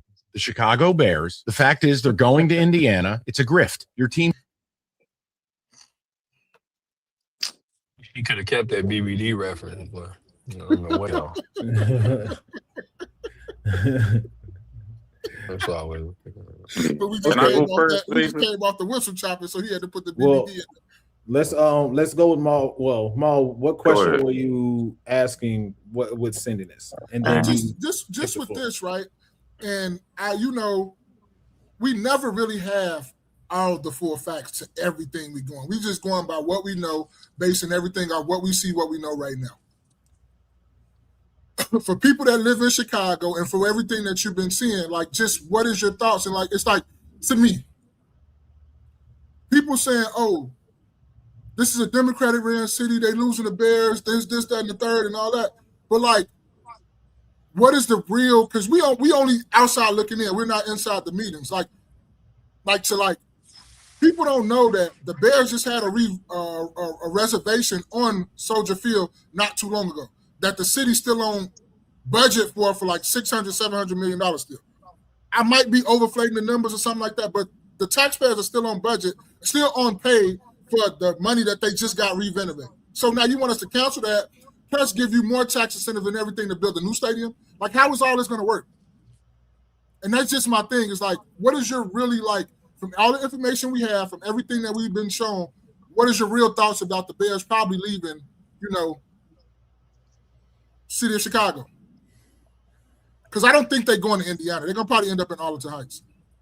I think the ink is like solidified at this point. Like, if I'm not mistaken, it's official that they're going to Indiana. I still don't think so. So Ma, what you want? Anybody go first? Like popcorn style? It don't matter. It's just whoever want to take a stab at it. All right, Fa, you go first. It's a wrap, bro. Come on, man. Yeah, bro. Dude, not you, but dude in the video is in his feelings and he's dead ass wrong. Bro, it's about business. It ain't about, he trying to make it about nostalgia and loyalty, this, that, and the third. Chicago fumbled the bag. They horrible with the budget. Me and Spaces was just talking about y'all selling off. You from Chicago too, Ma? Yeah. Oh yeah, y'all sold off y'all streets for a crackhead deal, right? Yeah, we was talking about that last week. They did that a long time ago. That was Yeah, they sold the streets for 75 years. The company that bought the damn streets, they made their money back in 14 years. So they got 61 years of profit off y'all. Yeah, y'all just got bad leadership. It's a lot of Democratic city. I'm not trying to pick on y'all, but just a lot. Y'all spent over $1 billion on illegal migrants. Y'all closed schools that y'all said that they couldn't afford to open for Black communities. They closed a bunch of schools, as you know, but they opened them up for illegal migrants because y'all a sanctuary city. Brandon Johnson, the worst mayor in the country. Like it's so many factors into it. It's so many different factors in it and so much different proof on why y'all a terribly ran city. Chicago. No, I looked it up here. They make y'all $600 million a year. Why wouldn't you take care of them? And they apparently they've been in negotiations for years, but Indiana was able to pull out a deal in 6 months. Like that's insane. You take care of who take care of you. If they bring in $600 million to city revenue, why would you not make sure they good? All they wanted was a renovation. They didn't even need a new stadium. Indiana about to build them a whole new stadium and get them $2 billion or something crazy like that. But they just had a renovations on Soldier Field not too long ago, bro. Bro, Soldier Field is 100 years old. They built Soldier Field in 1924. They did a renovation back in the early 2000s. So it's about 20 years old. Yeah, that's old, Mom. Come on, that ain't new. But they still on the hook for that though. We still paying for that now. I know, but I'm saying like teams. It's a bunch of new stadiums since then. Like in Philly, we got Veteran Stadium got knocked down in 2004, and they built Lincoln Financial in 2005 or something, 2004, 2005. Okay. They want renovations now. It's been 20 years. We going through the same thing in Philly. So 20 years is about right. Home, and they don't even have the money to do it because it was spent all on illegal migrants and so many people pillaging through the money in Chicago. A bunch of the mayor and all y'all. Why y'all got 1,000 aldermen? But this we've is always had that though. We've always had 1,000 aldermen. I think right, but I'm saying a bunch of them, all of them make 100,000. Jay, yeah, that's money going away from the city. Everybody don't have that. We ain't got no aldermen in Philly. I get that, and shout out to Philly. I love so Philly. You know what I mean? But shout out it's to just Philly. been I love pillaging, Philly. man. They've been stealing money for years, bro. So it's just mismanagement. I know this is nothing against y'all, of course, but it's just y'all got bad leadership. Pritzker is terrible. Everything is terrible. Y'all got the highest taxes, bad crime. Y'all got like none of it. You got the highest taxes, but the worst amenities for the higher taxes. It don't make sense. I think our crime in general, like I said before, I think our crime is comparable to. I mean, is it? You know, is it like the best? No. But I think when we talk about crime, we talking about homicides or crime as a whole. Because crime as a whole to me is like very average. You know, in general, like I feel like when it comes to the Bears, like I think Indiana's a great move for the Bears. I think it's going to be a terrible commute. If you ever been down 80-94, like it's already packed going that way anyway. Like without the Bears going there. So that's going to be a terrible commute, just in general. But I mean, Indiana, of course, is a very conservative state. Yeah, they know how to budget their money. I will give them that. So I mean, I can see why the Bears would go in that direction. Right. But I feel like so much is they're trying to put all this on Brandon Johnson. Brandon Johnson been in there 2 years. If you've been in negotiations, this is not Brandon Johnson's fault, right? Yeah. Chicago's called the machine. I've said it before for a reason, right? It's always been called the machine. That means it's always been motherfuckers stealing. That means it's always, you know what I'm saying? People paying each other, right? That's before any black politicians even got in here, right? So, I mean, I just kind of see like this is an opportune time for them to kind of dump it and say, well, shit, nigga, it's Brandon Johnson's fault. He doesn't help it. Lori Lightfoot was terrible too. You know, he's just an extension of her. She was bad, but you know, under Lori Lightfoot and Brandon Johnson, the thing is, homicides has been at the lowest since when those two were in office. So under Rahm Emanuel had more homicides, and Mayor Daley had more homicides than both of them.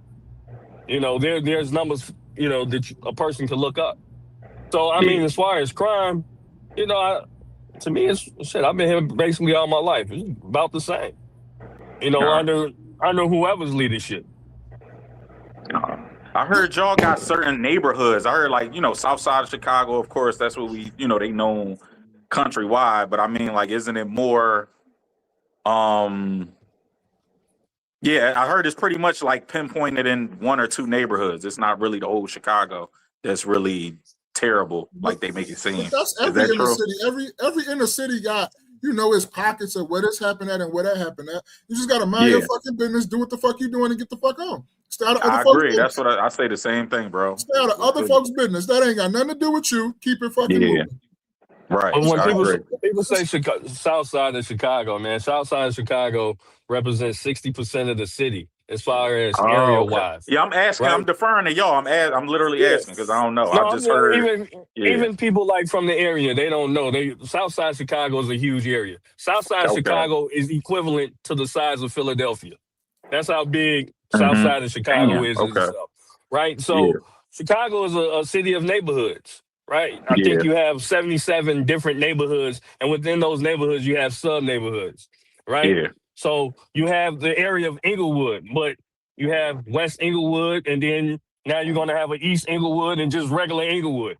Right. Yeah. Or West Garfield. We call it Garfield Park, but it's East Garfield Park and West Garfield Park. There's a lot of different cultures within that, too. You know, I'm talking about black people in general, out, you know, different gangs or whatever it is. But when people say like the South Side of Chicago, it's really painting a large brush. You have a lot of white folks that stay on the southwest side of the city.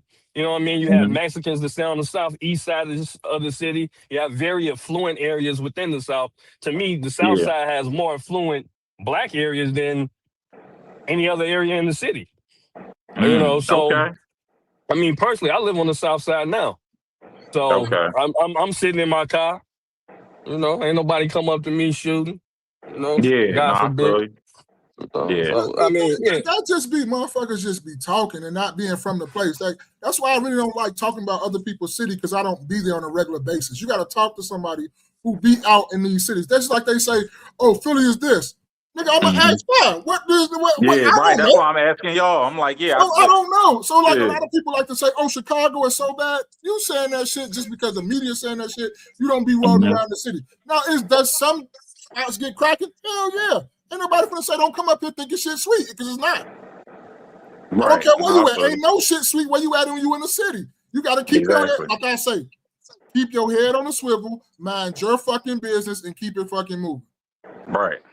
That's all you got to do. But then I want to go back to this Bears thing, and it's just like, to me too, with this Bears thing, how much does the taxpayer should be on burden for these stadiums and all this shit though too? Mm-hmm. And that goes back to goes back to these data centers. When you hear these people talking about, oh, the taxpayer's gonna pay all these data centers, I'm gonna build up all this money, I'm gonna get the capital, the taxpayer's gonna pay for the thing, but all the profit is gonna go back to the private donors. But the taxpayers is on board for all this money, so they don't get no checks in the mail or nothing like that for having to put, like the people in the community don't get no checks in the mail. Right. So we got to get that under control too. About if you're using public taxpayers' money, they should be getting some of the profits, or some. You ain't even got to give them none of the profits. They tax it. You should get a 30 to 40. You should get a 20 to 30 tax break on your taxes every year. Because you go to your home and go to your everyday tax, whatever. You should get 20 to 30% off your tax bill. Yeah. You don't even got to get a check in the mail. You can just do that. I agree.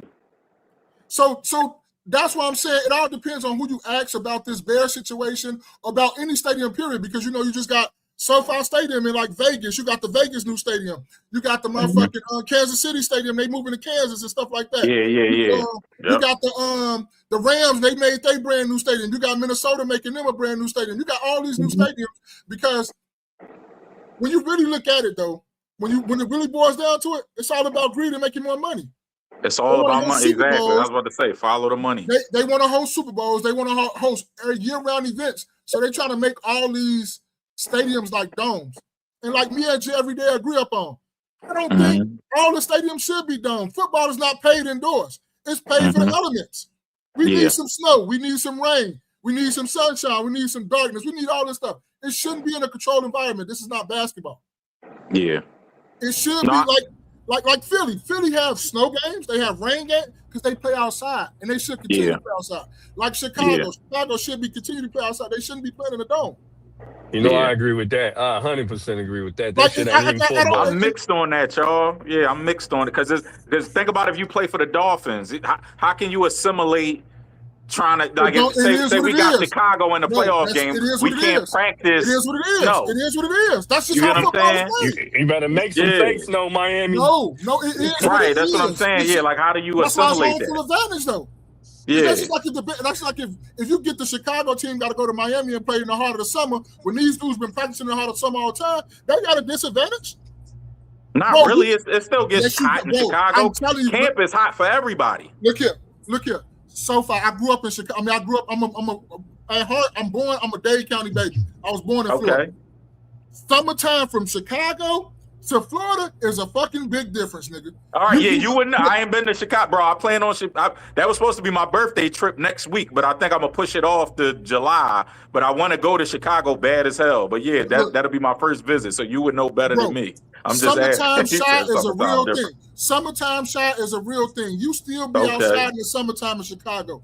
I guarantee you, if you go to Florida in the heart of June, July, August, you're not coming fucking outside till the sun come down. I'm not trying to hear it. And if you do, you're going back in the house to take a shower, to put on some more clothes, to come back outside for the Miami nightlife. You're not outside just musty, smelling like onions and burgers all day and going out part. No, you're going to go home, take a shower, freshen up, and come back out. People do not. It's like New Orleans in the summertime. You do not be outside like that unless you're doing something and you got to be. Normal, I didn't come outside until the sun started going down. Unless I'm washing the car, doing some yard work, or I had to go somewhere. Nigga, I'm out at night. It's too hot. So that's what I mean. But when I say about, it's still a difference to when you come to Florida or you go to Texas or any of these down south states when you from up north. It's still a big difference. It's like when people go to Colorado, when you play in Colorado. Nigga, your breathing be off. That's home field advantage.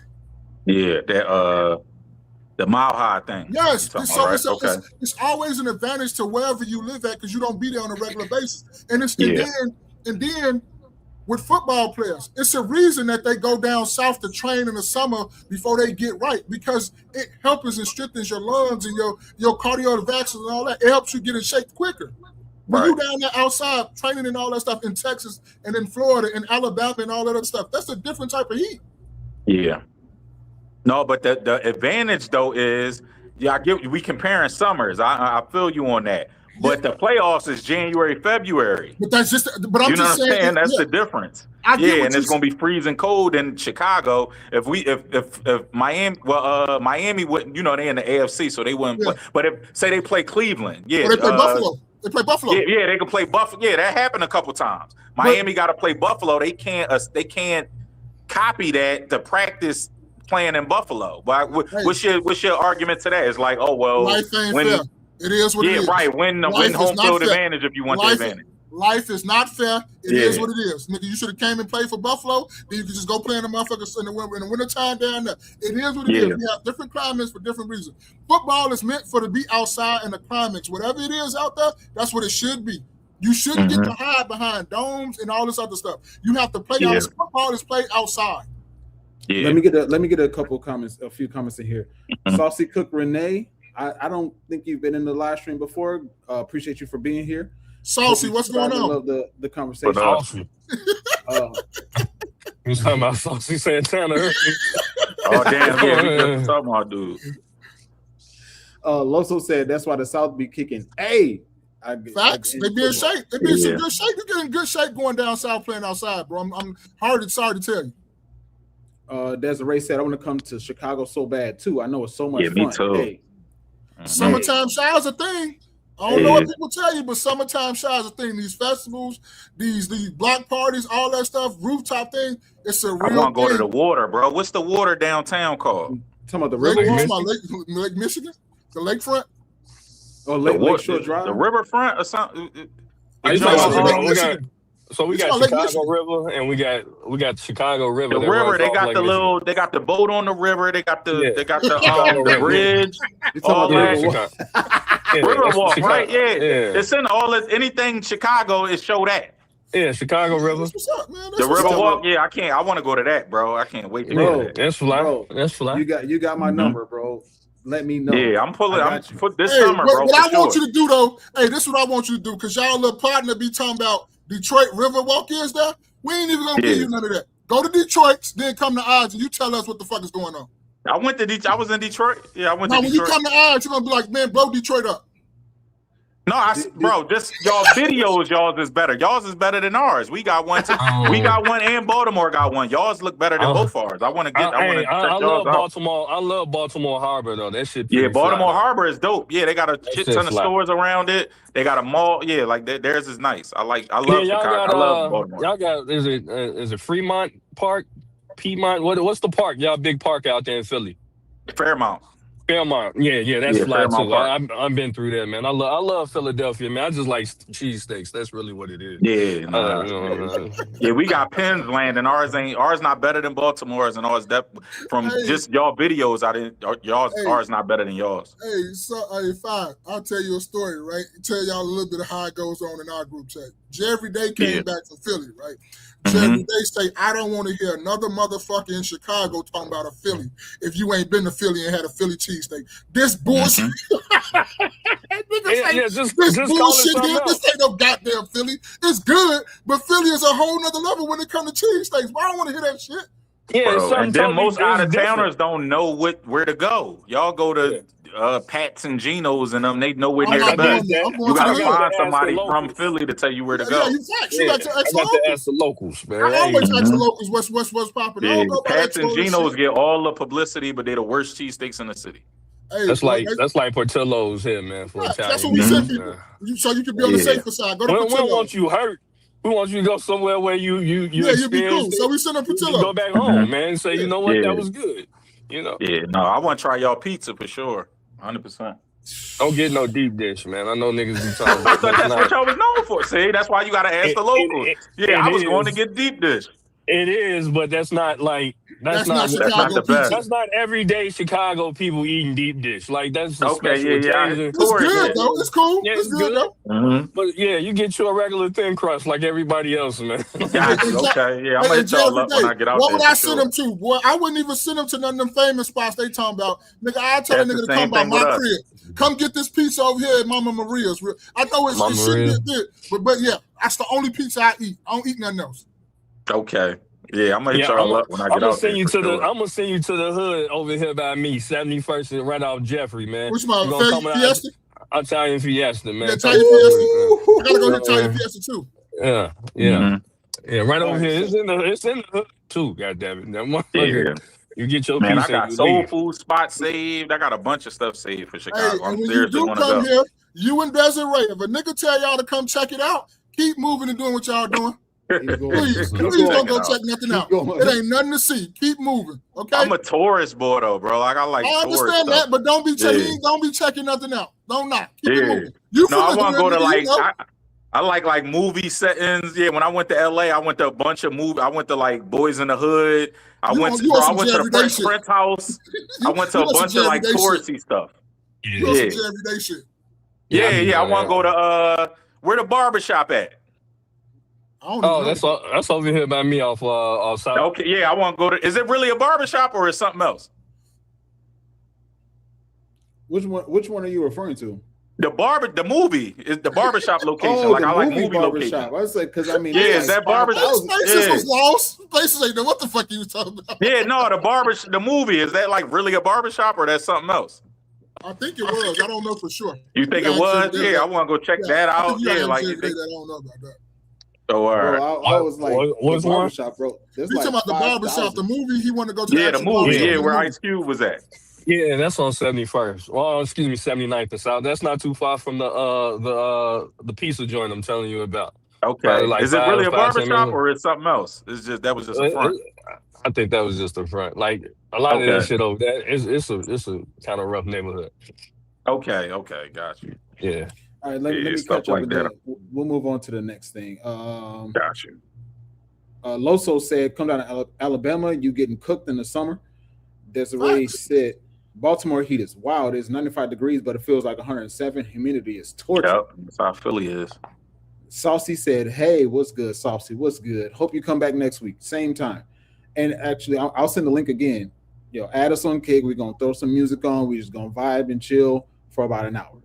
All right. So, Cultivate said, "Space, you didn't school your boy on the Chicago festivities. We talked. We talked." All right. Desiree said, "Baltimore cheesesteaks are better than Philly, hands down." Desiree, you wildin', Desiree. Next Desiree, time I'm in Baltimore now, I gotta see what the fuck going on. I gotta take you on a tour, Desiree. I gotta take her on a tour. I know them crab seafood better than ours. They got that. Yeah, that's all they got on us. I heard that too. I don't even eat seafood. I heard Baltimore seafood off the chain. Baltimore got right near the harbor. Right, they right near the sea. Yeah, they got putting that. Their hands in the water, pulling shit out. Yeah, pretty much. Yeah, they right there. Pulling shit out the water. Blue crab. No, I gotta take you on a tour, Desiree. They got us on seafood. They are little brothers. Yep, just like that. They going in there getting that shit they sell. You say Baltimore, Philly, little brother. Baltimore, bro. I'm gonna keep it a beam. New York is top dog. Philly is New York little brother, and Baltimore is Philly little brother. Damn, what DC fit in that, man? They their own thing. Yeah, DC do their own thing. It's crazy how like the culture between like you all like going on, to the East Coast and seeing the different culture between New York City and then you get down to Philly and then you go down to Baltimore. And then DC, and it's all like right there, but everybody has their own thing. And DC, really, Maryland, Virginia. That's why they call it DMV. DC, Maryland, Virginia is like see, I said Philly. I said New York, Philly, Baltimore. DC is like DC, Virginia, Maryland. Like it's DMV. That's why they call that the DMV area because they all right there. And even like what is it? Like Norfolk and how that changed from the northern part of Virginia, Norfolk, Virginia Beach. Because I love it down there, too. They got good seafood. Yeah, I like them. Loso said, "Yeah, y'all got it when it comes to river walks. We can walk the farmland." Me. That's where I go to the hill spots that the locals eat. That's where you get the best food. That's a fact. Facts. That's all right. Yep. Saucy said, LOL, I will. Diamonds are forever. What's good? Diamonds are forever was here Thursday on our live stream with me and Five Brown. We was covering the live verdict of the Carmelo Anthony case. Appreciate you for being here. Diamonds are I call Diamonds are forever 720 because she subscribed to us. She made our 720th subscriber. So shout out to Diamond. 720. Loso said, I want to come to big cities for the food. And Diamonds Are Forever said, didn't the guy from Baltimore come up with that strawberry cheesecake? I don't know. She right. Yeah, it's a dude in Baltimore and a dude in Jersey. They got like strawberry cheesesteak. Yeah, they put like strawberries in the cheese. Oh, strawberry cheese. I don't like sweet food. So yeah, they put like a strawberry variation to it. Like it's wild. I guess I could try it, man. Hopefully that's minus the cheese whiz or whatever the fuck you putting on there. Yeah. Nah, no cheese whiz. Yeah, but that ain't no Philly cheesesteak. Yeah, some of the spots got cheese whiz, but most of us don't do cheese whiz.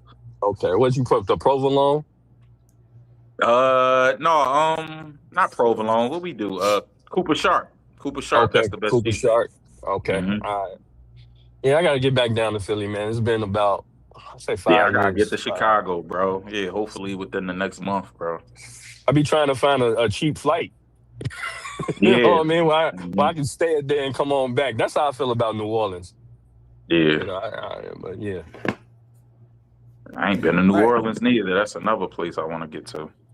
Oh, shit. All right, so we got all the way there from the Bears moving to Indiana. All right, so we're gonna get to this last thing before we move on to over the kick. So there was a big giant uproar about the Carmelo Anthony Austin Metcalf verdict, and according to him, Austin Metcalf's father was on a gag order for the whole duration of the case from the time it happened in 2025 up until now, and he spoke out and he vented all of his frustrations. And I want to get you guys' thoughts on what he said. I have my own personal thoughts. I'm going to speed this up because it is fairly lengthy. So I want to get you guys' thoughts on what it is that he said. Is it necessary? Is it over the top? Or is he just finally venting his frustration? Let's check it out. Durant, you're a pussy and a coward, and you raised one. Kayla, you drunk bitch. What'd you do to that boy to make him step? My God, what kind of mother are you? Because I can't hear it myself. Hey, Kevin Hayes, you fucking liar. Day after it happened, how many lies did you sit and type up on your keyboard, you big keyboard warrior? You're a big tough man. You still live in Baton Rouge? Remember you said you'd come to Frisco, Brody? You're supposed to find me. I told you we could sit down and talk. That's all you do. Talk, Mr. Squeaky Clean. You're the only one in your family without a damn Chat, let me know if I guess that's something to brag about in your culture. You people hang your hat on the dumbest shit I've ever seen. Let me make one up. Y'all can let me make something racist so y'all can go viral. I got a new name for Mello, okay? Because he was such a little boy I was trying to portray. How about Watermelon Fella? How's that one strike you? I hope he enjoyed his first night in that cell last night. Because he's gonna have many nights to think about what the fuck he did. I forgave him, so I don't carry the hate and the anger. So I don't get ate up like cancer and kills you from the inside. It's like me drinking poison and hoping it kills you. It doesn't work that way. You've got to let that stuff go or it will kill you. It will eat you up inside. So when people ask me, how can you forgive me? If I didn't, I would have wound up killing him and going to prison myself. That's how stupid people, when you get irrational, because you can't make a good decision if you're emotional. Emotion and intellect do not mix. If you're emotional, you can't come up with a logical solution. It doesn't work. You have to be level-headed. You have to be clear of mind. Real quick, y'all can hear it, right? I want to make sure y'all can hear it. Yeah, we good. We hear it. We good. I can hear it. All right, just yeah. All right, bet. When you become emotional and you make decisions, things can go very wrong. And you better hope there's a way out for you. Because some situations, as we all know, they don't turn out well if you make the wrong choice. Or you could just be in the wrong place at the wrong time, in front of the wrong person. And I'm not just talking about Austin. Just visit Chicago for a weekend. How many shootings do they have? And they have gun laws. Woohoo! How's that working out for you guys? If you told me after 9/11 that New York would have a Muslim mayor in a sanctuary city, I would tell you you're crazy because we were all gung-ho, USA, all the way, patriotic, love my country. And now look where we're at. How did we get there? Who's responsible for our youth? Who? They're the leaders of tomorrow.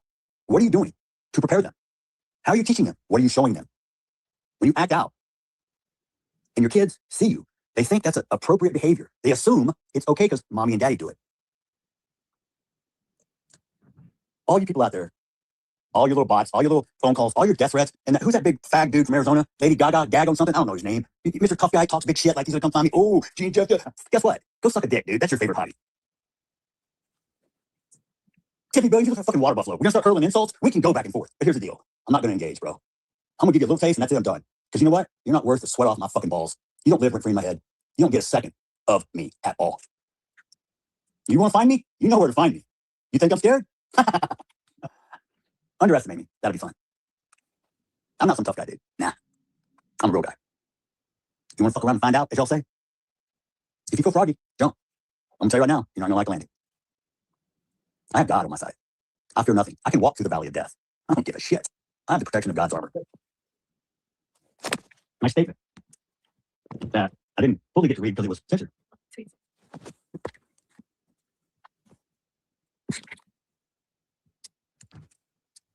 One second. Okay. So I was saying I had written this and made a video.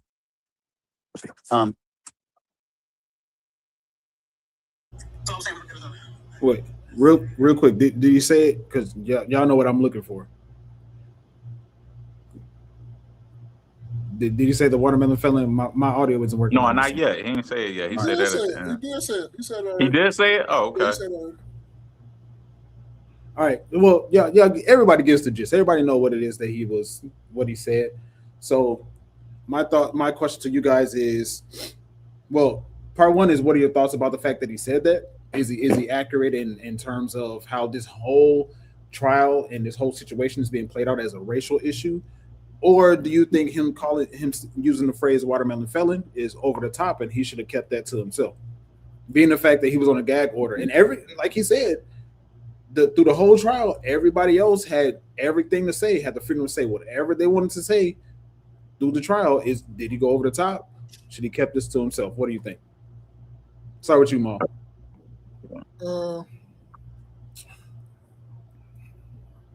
This whole situation, though, people don't be real with the whole situation. It's like either you on one side or you not on the one side. You ain't on this side, you on the other side. Ain't nobody, I don't think, me included, looked at this with an objective eye. I don't think not one person that ever looked at this with an objective eye. Because you ain't tell me, because if you don't start off your statement with two things can be true in this whole situation, it really don't matter. You're not being objective to it, right? Because even if you say he went too far for getting pushed, and your next sentence ain't, you should keep your fucking hands to yourself. It's not the two things that's coming back to back. What are we talking about? I don't even really want to talk to you no more. Because as much as you say that Carmelo was wrong, you can say the same thing for the Metcalf kid and say he was wrong, in my opinion. Is the father wrong? That's hard to say because your kid got killed. So I can't, a lot of that stuff I can say he really felt it, and a lot of stuff I can say is built up anger. But sometimes how they say a drunk mind is a sober tongue or something like that, nigga, you really feel that way. Because if you ain't feel that way, you feel that way. You feel me? That's a bar. You feel that way. I don't care what you say. You can say it wasn't racial. You can say this. You can say that. Some of that stuff you said, you really meant that shit, bro. You can hide behind the pain and the hurt all you want to. Because when you hurt and you in pain, a lot of truth be in what you said, bro. Because you hurt and you in pain. You just ain't want to really say that shit because you didn't want to ruffle no feathers. Now you want to really come out and say what you want to say. So that's just my take on this whole little situation. Because me and Jay every day never got to really say how we felt about the situation. And the more and more it keep going on, the more and more my mind keep changing and going different inflection of a thing. But I'm going to just go to this, man. This is my last thoughts about this. Leave people the fuck alone. And you leave people the fuck alone. And Spaces every day know. In fact, you just not meeting me on this one. And Jay every day know. You can't tell nobody how to react when you did something to me. I just live with the consequences after I get through doing what I'm doing. I understand it. I get it. I tell you. You can say, oh, I went a little bit too overboard. You can say that. But if you never would have came fucking with me, I would have never went overboard. So we can just go by that. I'm going to just end with that because I don't really think it's no wrong and no right in this of how you think about it, how you do it. But I just say some of the things he said, he really meant it, and he already was feeling that way. But I really can't put it on him because he did lose his son. But I'm still like giving him half of it not. So that's just my case in this whole little thing right there. Okay.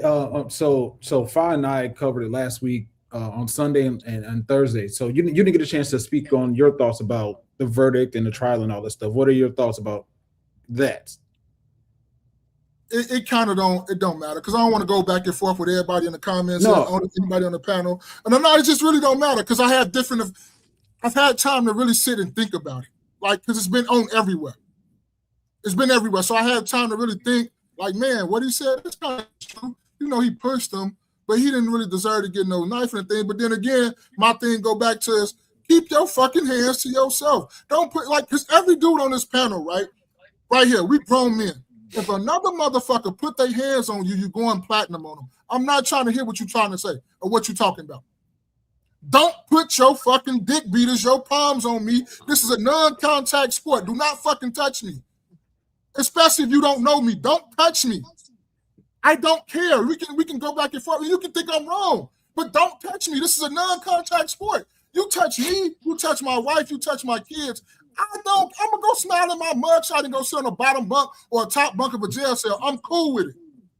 Keep your hands to yourself. Point blank, period. I understand we can say people going too far. I understand that. I get it. I ain't gonna. You right about that. If you can't go too far. But if you never touch people and leave people alone and mind your business, we will be cool. Understandable. But that's just my take. And I understand. Like I say, it's to me in this situation, it's a lot of conversations that need to be had. It's a lot of conversations that's having. I can't say it's a wrong or a right. I can't say Metcalf was wrong. I can't say that boy was wrong or whatever he did. I think it's both need to be talks on both sides. You need to have talks with your kids on both sides or whatever it is. This is a learning experience for people to teach their kids of how to act and how they go about business on an everyday basis. That's just my thing. That's how I feel about the whole case. All right, let's go to J Everyday next because you didn't get to espouse your thoughts on all of it. For the conversation from the beginning of the trial that pertains to what happened between Austin and Carmelo to now with his father finally speaking out and the verdict and all this stuff. What are your thoughts on all of it? Oh, he can't talk. Oh, he got. He unmuted himself. J Everyday, you muted. Oh, he back. Oh, go ahead. Well, I guess we come up here. Go ahead, Fa. What you got?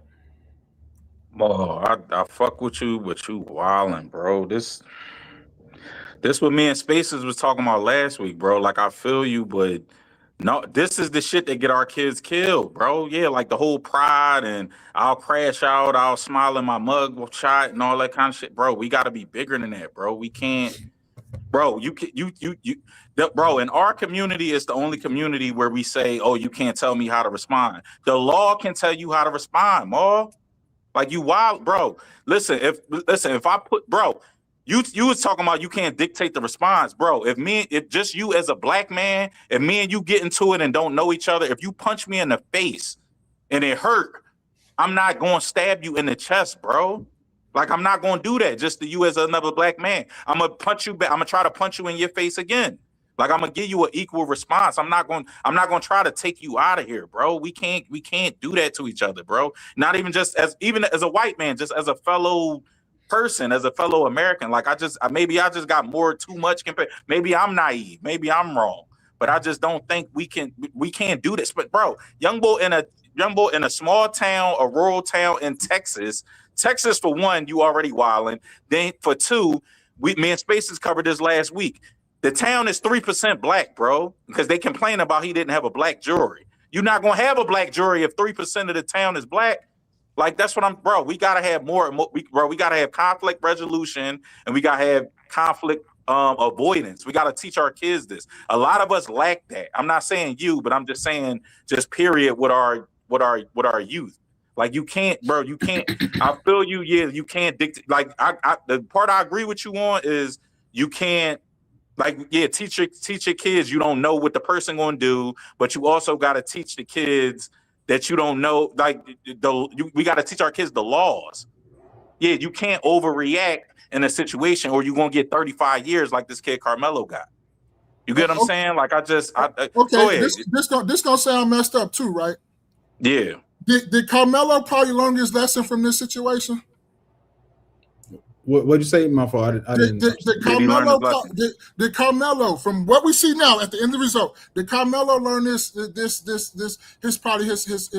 lesson from this situation? Yeah, but it's going to cost him 17 to 35 years. Okay, stop right there. I want to learn a lesson that I can be like, hey, oh, damn, Spaces, you told me I shouldn't go left, I should go right. All right, cool, lesson learned. And I go on about my day. This is going to sound not 17 years later. This is going to sound fucked up, but I do not mean it in that way. This is going to sound real fucked up. Did the Metcalf boy learn his lesson in this situation? No, he gone. Yeah, no. Well, exactly. His brother might have learned it. Listen to me. Just let me finish. Let me land. Yeah, go ahead. This is my point. They both learned a lesson that's going to change their lives for the rest of their lives. Only thing I keep saying is we keep putting all this on Carmelo. When we're not saying anything, I understand that boy lost his life, and any loss of life is not cool. But we have to be, like I say, be objective. You can't sit up here and just keep putting something on one person and not put it on the other. Like, why wouldn't you just do what needs to be done too? Like, we can't keep sitting up here saying Carmelo was wrong, which I probably agree with you. He probably did overreact, and I'm with you. I'm agreeing with you. He probably did, but you cannot tell somebody. Well, I don't care how we say we want to react. You don't know how you're going to react. You can say everybody says everything until they get punched in the mouth. A famous motherfucking Mike Tyson quote. Mike Tyson, yep. So you can say that all you want to. I can say I'm gonna react like that. Don't mean I'm gonna probably react like that. But just to me, keep your hands, like you ain't said that at one time. Keep your hands to yourself. What's wrong with that? How many pushes happen in high school? If kids got killed for pushes in high school, I didn't say it'd be a bunch of dead kids. It'd be half of high school. Okay, bro, I pushed a nigga in high school. I'm here now. You know what I'm saying? If we all got took out for pushes in high school, half of us wouldn't be here because we might have pushed somebody first. Like, come on, bro. Yeah, we can't. I never said I disagree with you, Fi. Yeah. I never said I disagree with you. Did I one time say I disagree with you? No, I'm just saying, but you tiptoeing around to you saying like. No, I'm not disagreeing with you. No, listen, you said maybe Carmelo wrong. Carmelo 100% wrong. You can't overreact. Don't be like he being a pussy. Like somebody pushed you, punch his ass in the face or push him back. Or just get out of there like they asked you to do. The Metcalf boy not wrong at all. They told him to listen. It was his team tent. He told him. They said, "No, I don't listen. Listen. If everybody testified was true, they said that he was asked to leave over 15 times, and Carmelo was the aggressor." See, that's why I want to go and talk about this because we got conflicting stories. Because I heard he told him to leave or whatever, but who are you to tell somebody to leave? They said everybody was telling him to leave. They said he was told to leave over 15 times. Fine, I'm with you on all that. All that is true, and I'm agreeing with you on all that. So now, why did he go get an adult? Who does that? Then now you're a rat. Now you know that's not what you do as a kid. Come on, you wouldn't do that as an adult. We going to get an adult. Like that's like you calling the cops on a nigga. You could tell like the role yourself right now. No, you're not. All right, I'm gonna call the cops. How soft that now we're going by public opinion. So now we're going by your popularity instead of you doing the right thing. Then you just say about Carmelo doing the right thing. So why is not the same thing? That's what I'm talking about. That's what I mean. Why we can't have objective conversation about this what's going on. Because you talking about some popularity when you can't just admit like he should have did that. He didn't do it, but he should have did it. But Carmelo, but all the blame is on Carmelo about bro. We're talking about kids. We're talking about kids still at the same time with the emotion. So we can use everything that you said about Carmelo, you can say the same thing about Metcalf for what he should have done, what he shouldn't have did, how he overreacted, how he put his hands on this. We can say the same thing about both parties. That's why I'm sitting up here saying, in this situation, it's no right, it's no wrong. It is. I disagree with you. Metcalf push didn't cause a life, but Carmelo stab caused a life. So it's 100% difference. Yeah, like what you mean? Yeah, people. Yeah, somebody said people do tell, but yeah, we're gonna go around in circles. We agree to disagree, bro. You see it Yeah, one way, I see it a totally another way of where I grew up and how I grew up on, and I'm agreeing with you on a lot of your points. But that's why I'm saying this conversation cannot be had because people won't have objective conversation, and we're gonna act like real world situations don't come into play when you do this. We can say what people want to do all you want to, like I just said. Mike Tyson famous quote: "Everybody got a plan until you get hit in the fucking mouth." He shouldn't have had a knife at the track meet either, bro. Right? It wasn't a knife though. See, look, now we go with a knife. It wasn't a knife. It was a multi-purpose tool. It was a multi-purpose tool. Come on, with the man. It was a knife. Stuff on there. Okay, it was a 3-inch knife, and it went through his chest. Come on, I watched the case. Dog. If you watch the testimonies, it was a knife. What you mean? How are you saying it's not a knife? You're right. I'm cool. That's why I didn't want to talk about this because whatever side you on that side no matter what. You're gonna die on that hill. No, I'm not. I'm bro. If you teach me something new, I'm 100% objective, and we could change. But I'm just saying. From the testimonies, it was a knife and it went through his chest. It was a 3-inch knife and it broke through his chest cavity and killed him. I'm gonna just say that's not an appropriate response. Hey, I'm gonna just say this though, right? And I want people to look at me. This ain't got nothing to do with everybody else on the panel. Leave me the fuck alone, please. I don't care who you are. I'm dead ass serious. Leave me alone. This is personally mine, and I go for people, the people out here in the world too. Leave people the fuck alone. We wouldn't have these conversations if people just leave people alone. That's the point of to me. That's the whole point of this whole situation with Carmelo and with the other kid. I don't give a fuck. I care about the outcome, but if we as people leave people alone and let people be, we wouldn't be talking about these conversations, man. I'm not sitting up here saying Metcalf was right. I'm not saying that, not one bit. I'm not finna sit up here and say the Metcalf boy was right neither. I'm not saying that neither. I'm saying we can learn from this, we can teach our kids, and we can be better. But leave people the fuck alone. I say that all the time. Leave people alone. All right. So Cultivate said, where did he get stabbed? Fod just said he got stabbed right in the chest, in the heart. Yeah, that's why he died so fast. Jerry Day. It do starts at home. It do starts at home. And now me and Thought can agree on that. It do starts at home. It do starts teaching your kids and all that stuff. And that's what my biggest gripe is. We need to teach our kids. And we need to teach both parties. I'm talking about everybody, all races. Leave people alone, man. Go get the proper authorities. It's not especially if it's not your property. That's not that's school property. That's not your property. If he was at your crib, that's another thing. You put your hands on him to get him out your thing. But at the same time, call the proper authorities to handle the situation. Please. Real quick, let's get Jerry Day's opinion in here. Jerry Day, whatever your thoughts are about one, how the whole situation played out as it started, and then now the verdict and the backlash, all of your thoughts. Go ahead. Oh, in regards to can you hear me? Yeah. We can. Okay, so in regards to the video, I just feel like because the father, when he initially came out, he said, none of this is about race. That's how he came out. Keep it. None of this is about race. So clearly it is about race. Clearly you feel this type of way, right? And I can see how people can say, well, if you feel this way, then this is kind of how you raised your boys, right? I can see how people could say that. Now I understand the frustration or whatever, but you said it isn't about race. You said you're a Christian. You said you forgave. Keep it that way, right? It's really that simple. And in regards to the case, I think it's hard to see the young man get 35 years, right? Do I feel like he got a fair shake? No, I feel like the defense lawyer here was terrible, but hey, that's part of the game, right? But one of the great authors that I like to read, Robert Greene, one of the 48 laws of power, bro. 48 laws of power says, be careful who you offend, right? It's not saying, just be careful on who you offend, right? So it's not a right. It's not necessarily a wrong. You just got to be mindful because people will take off on your ass for small infractions, for less, right? So even if we feel right, and ultimately, your small infraction, even if it was to push somebody or whatever it is, you paid the ultimate price with your life. Yeah, you know what I mean. Your life is gone at the end of the day. This young man, he got 35 years. Yeah, he might even get out on an appeal. You never know how this play 17. might They go. said 17 Right? he could get out. Right, 17 years, right? But Mm-hmm. he might even be able to, you know what I'm saying, appeal and all that shit get overturned.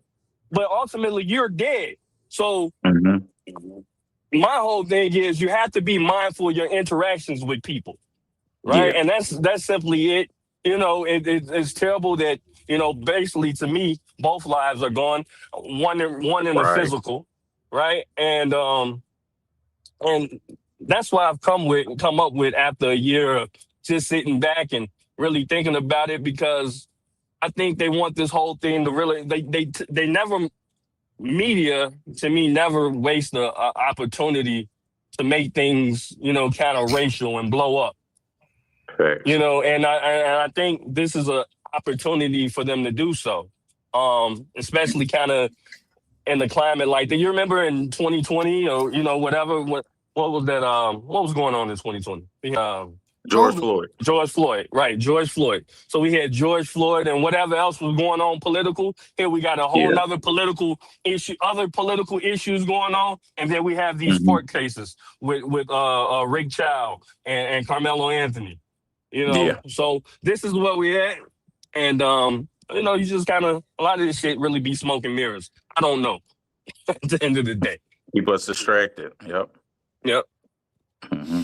I think, you know, when it comes to, you know, these conversations, it's while you're in the heat of the moment, we've all been there to where, and while we're in the heat of the moment, especially when it comes to situations where we can't vent what it is that we're saying, all of that stuff builds up. Builds up, right? So after a year's time, can't say anything.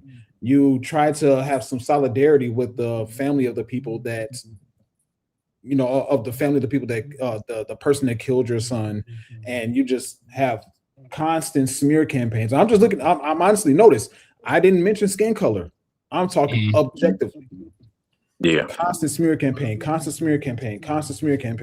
all this other stuff. This person is a bully. This person, they were about to jump him. They formed an L shape around them. They formed a U shape around them, and all that stuff. All that stuff, after a year of all of that stuff happening, it builds up. So when it comes out, like in the heat of the moment, you're thinking stuff that you don't normally think a lot of times. And I think the easiest thing to say is, well, if you say it once, then that's how you truly feel. I know me. Marlon J every day know me specifically. There's been times where I've said in my mind, I've thought some crazy stuff, but I don't allow that to come to fruition because that's not how I truly think. That's just how I feel in that moment. So without me knowing Jeff Metcalf and how he's saying, I personally truly don't think that he said this stuff with malicious, the watermelon felon with malicious intent, especially considering he prefaced it into saying, "Oh, you want to make something racial? You want to make something racial? Okay, I'll get something racial." He said other racial things though in between that. Not to cut you off, I'm just saying he said other things that I feel like it has to be racial because you don't set up a camera. This is something you're recording. You see what I'm saying? It's one thing if we're having a conversation, you're letting shit fly. You're recording this. You are like you have to be conscious enough about what you're doing, especially whatever age he is, 50s, 60s. You have to be conscious enough to know that, okay, people are gonna make this, even if it ain't racial, right? But people are gonna make it racial. Yeah. And I'm not taking that away from anybody's arguments at all. I'm just saying, I think the interview that he did was a vent session. Yeah. You better talk to the psychologist. Leave it there. Go talk to the priest. You know, hey, real quick, can I give you a situation? This was years ago, right? Years ago. I didn't do anything criminal. I was about to. And Stogie was there. And I happened to have I had a blade on me. I mean, I didn't intend to use it, right? I had a Swiss Army knife. And somebody had grabbed me, like on some for real shit. Like, I don't know, they grabbed me out of nowhere. And I whipped out the blade and I hit them by their neck so quick. And then I thought about it because, you know, I'm just kind of, a thinker, and but it was all reactionary. Mhm. And sometimes I wonder, like, okay, well, what if it was just reactionary? For Carmelo Anthony, what if it was reactionary? Because I've been in that position where a person grabbed me, and again, it was out of nowhere, and I pulled out the blade on him. And I'm not known to be stabbing people, but you know, you know what I'm saying? But that could have occurred, and obviously I wouldn't be here to be talking about it with you guys today. But sometimes people's reaction is just to grab, and I also think about, okay, he didn't stab him multiple times. Was that really? Was he just scared? Sometimes, you guys ever had an animal, and animal, you scare, you back something into a corner, and Flight or fight. their first reaction is to lunge at you. Yeah. So that's something I also thought about. But just because I had been in a similar position before. Yeah. But it also come down to, if we arguing and we have an eating exchange and you put your hands on me, that's the difference in this situation. Now, if somebody walk past you and brush past you and say, excuse me, that's different, and you give them a pass like, bro, excuse me, you don't go off that. I'm talking about, if we're arguing and we're in a heated situation and you put your hands on somebody, what the fuck do you think is going to happen? Punch me instead not of no stabbing. stab. Yeah, not no. I'm expecting you to push me back. I didn't say stab neither, but that's what you. But that's what he did. That's what we talking about, Mo. That's what I'm saying. Like you giving different scenarios, but that's what happened. We saying that's my argument is that's not a reasonable response. If I push you, I'm expecting a pushback or you to swing. So I'm like, if I push you, I'm like on edge for you to swing or push back. I'm not expecting you to pull no goddamn knife out your bag or your pocket and stab me in the chest. I would totally be off guard, me personally. Okay. Is a push That's all I'm assault, saying. or which one is it? Is a push assault? Check it. No, check it though. Check it though. What was he probably? Okay, so you saying a stab is not warranted, right? Why not at all. Why is the simple thing of going around mental health and all this stuff? And I don't want to blame this on no mental health. I don't want to say that. I'm just mentioning that, right? People going through so much shit daily. That's why they tell you to leave people alone. People are so many shootings, school shootings, so many people on high alert when you're in grocery stores and all this other stuff. So if somebody's going through something they normal every day, we even been in car rage and road rage situations. I drive a truck. Yeah. You have to always be calm no matter what, right? No matter what. But it's plenty of times we'd have been in a truck and it wasn't that car, but that car just did that, and you want to go after that car. You can't tell me that you don't want to put this truck in the back of that motherfucking car sometime. Yeah, but I know I can't because I don't know what the hell he got in his car. I can't hop out my truck and walk up to his car like, yo, what you do? You know what I learned from real quick, Ma? Remember Joe McKnight? You know Joe McKnight? No, I don't know what that is. Joe McKnight, an old football player from USC. He went to USC. He was the number one player in the country in high school. He went to USC and he played for the Jets. He was from New Orleans. He jumped out his car on a white guy, and the dude cut him off in traffic. Totally the dude probably overreacted, but he jumped out his car to argue with the guy at his car. White guy pulled out a gun and shot him dead. Yeah. So was that overreaction? Yes. But that situation taught me, because Joe McKnight was unarmed, but he just saw a big black guy. He a football player, big black guy. But that taught me to never get out my car. No matter what happened, fuck you, all right, whatever, go ahead, about your business. I'm never going to get out my car. That's what that situation taught me. That's all I'm saying. I don't know how many times I got to say I agree with you. But I know that where we stay at, real world situations, you can say that all you want to, and he's going to go to jail or whatnot like that. But I know that can happen. So that's why I say let's nip it in the bud from the root. Keep your hands to yourself. Agree. I agree. And I agree with you there. That's what I'm saying. You saying you agree with me. I agree with you. Sometimes people will overreact. I'm agreeing with you there. People will overreact to the thing. Is that warranted? No, I'm not saying that's warranted. Do I say he deserved to be stabbed in the chest by Carmelo? No, I'm not saying that. If people think I'm saying that, I'm not saying that. But what I'm saying is, if we go ahead and go previously and just say hey man, go get the proper authorities. Don't put your hands on that man unless you ever, whatever reaction he gets, you have to react to what the reaction he had. That's what I'm saying. That is my thing. I'm not saying that what Metcalf did was like, and I'm not even saying what Metcalf did to me wasn't even murder. That's manslaughter at best. That's 10 to 15 years. Anthony. You mean Anthony? Yeah, Carmelo. I'm sorry. What Anthony did. That's manslaughter. That's not murder. To me, like if we go look up the definitions of murder, right? Murder is me leaving my house right now saying I'm finna go kill this person. I'm drunk. That's what murder is. That's first degree. No, it's different degrees. It's first degree, second degree, and third degree. His is still murder. He said, "Yo, touch me again and see what happened." He planned it. That's telling bodily. If his life was threatened or he was heavily bodily harmed, and if he was threatened for bodily harm, then you can call self-defense or manslaughter or something. But him planning it and overreacting the way he did, that's murder. That's not. So he didn't plan that. He just told you not to touch me. You wanted to see what was going to happen if you touched him again. It's like you tell me not to touch you again, and I touch you. Now whatever I get coming to me, I'm not saying I deserve it, but you're gonna do what you need to do. He told him. Me stabbing you in the chest is murder. If I stabbed you remember Sean Taylor? They shot Sean Taylor in the leg. The dude, remember, they was robbing his house. They didn't know Sean Taylor was gonna be home. The young dude, you know what I'm talking about, Sean Taylor from the Redskins? Yeah, I know you're talking about the same. Yeah, Sean Taylor got shot in the leg and died. I didn't even know this until Sean Taylor got killed. He got it was a vital organ. What was it? Artery. He got shot in the artery. But they shot him in the leg, not trying to kill him. That's why them young boys they about to get out. I think they got 20 years.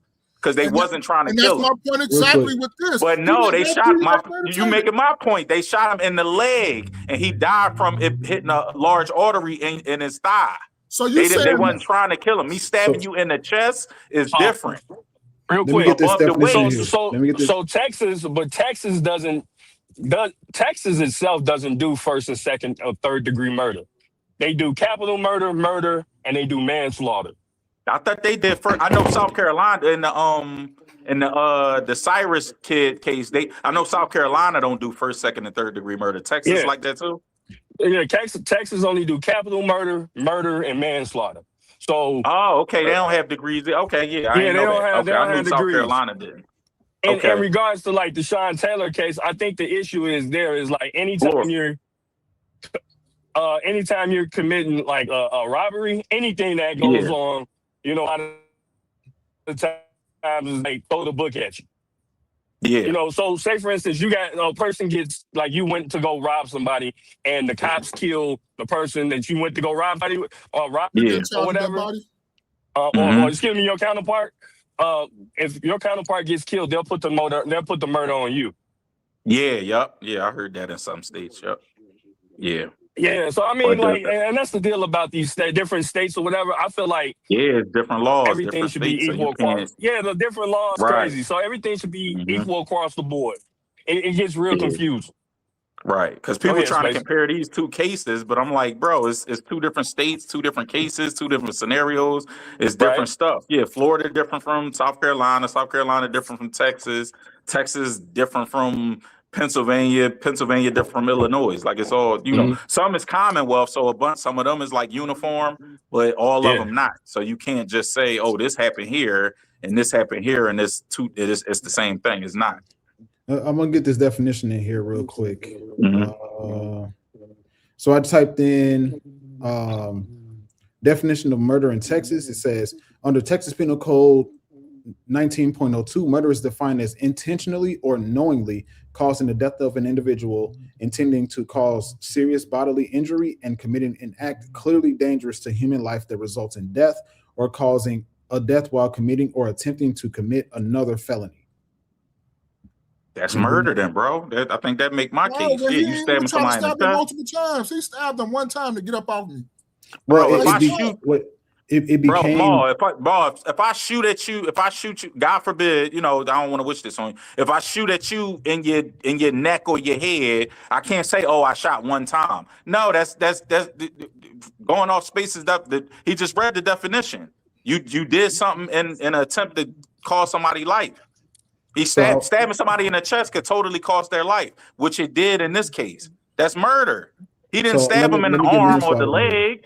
You could, bro. He had his whole body there. Listen, he grabbed the knife and could have stabbed him anywhere. You stabbed him square in the middle of his chest. That's murder.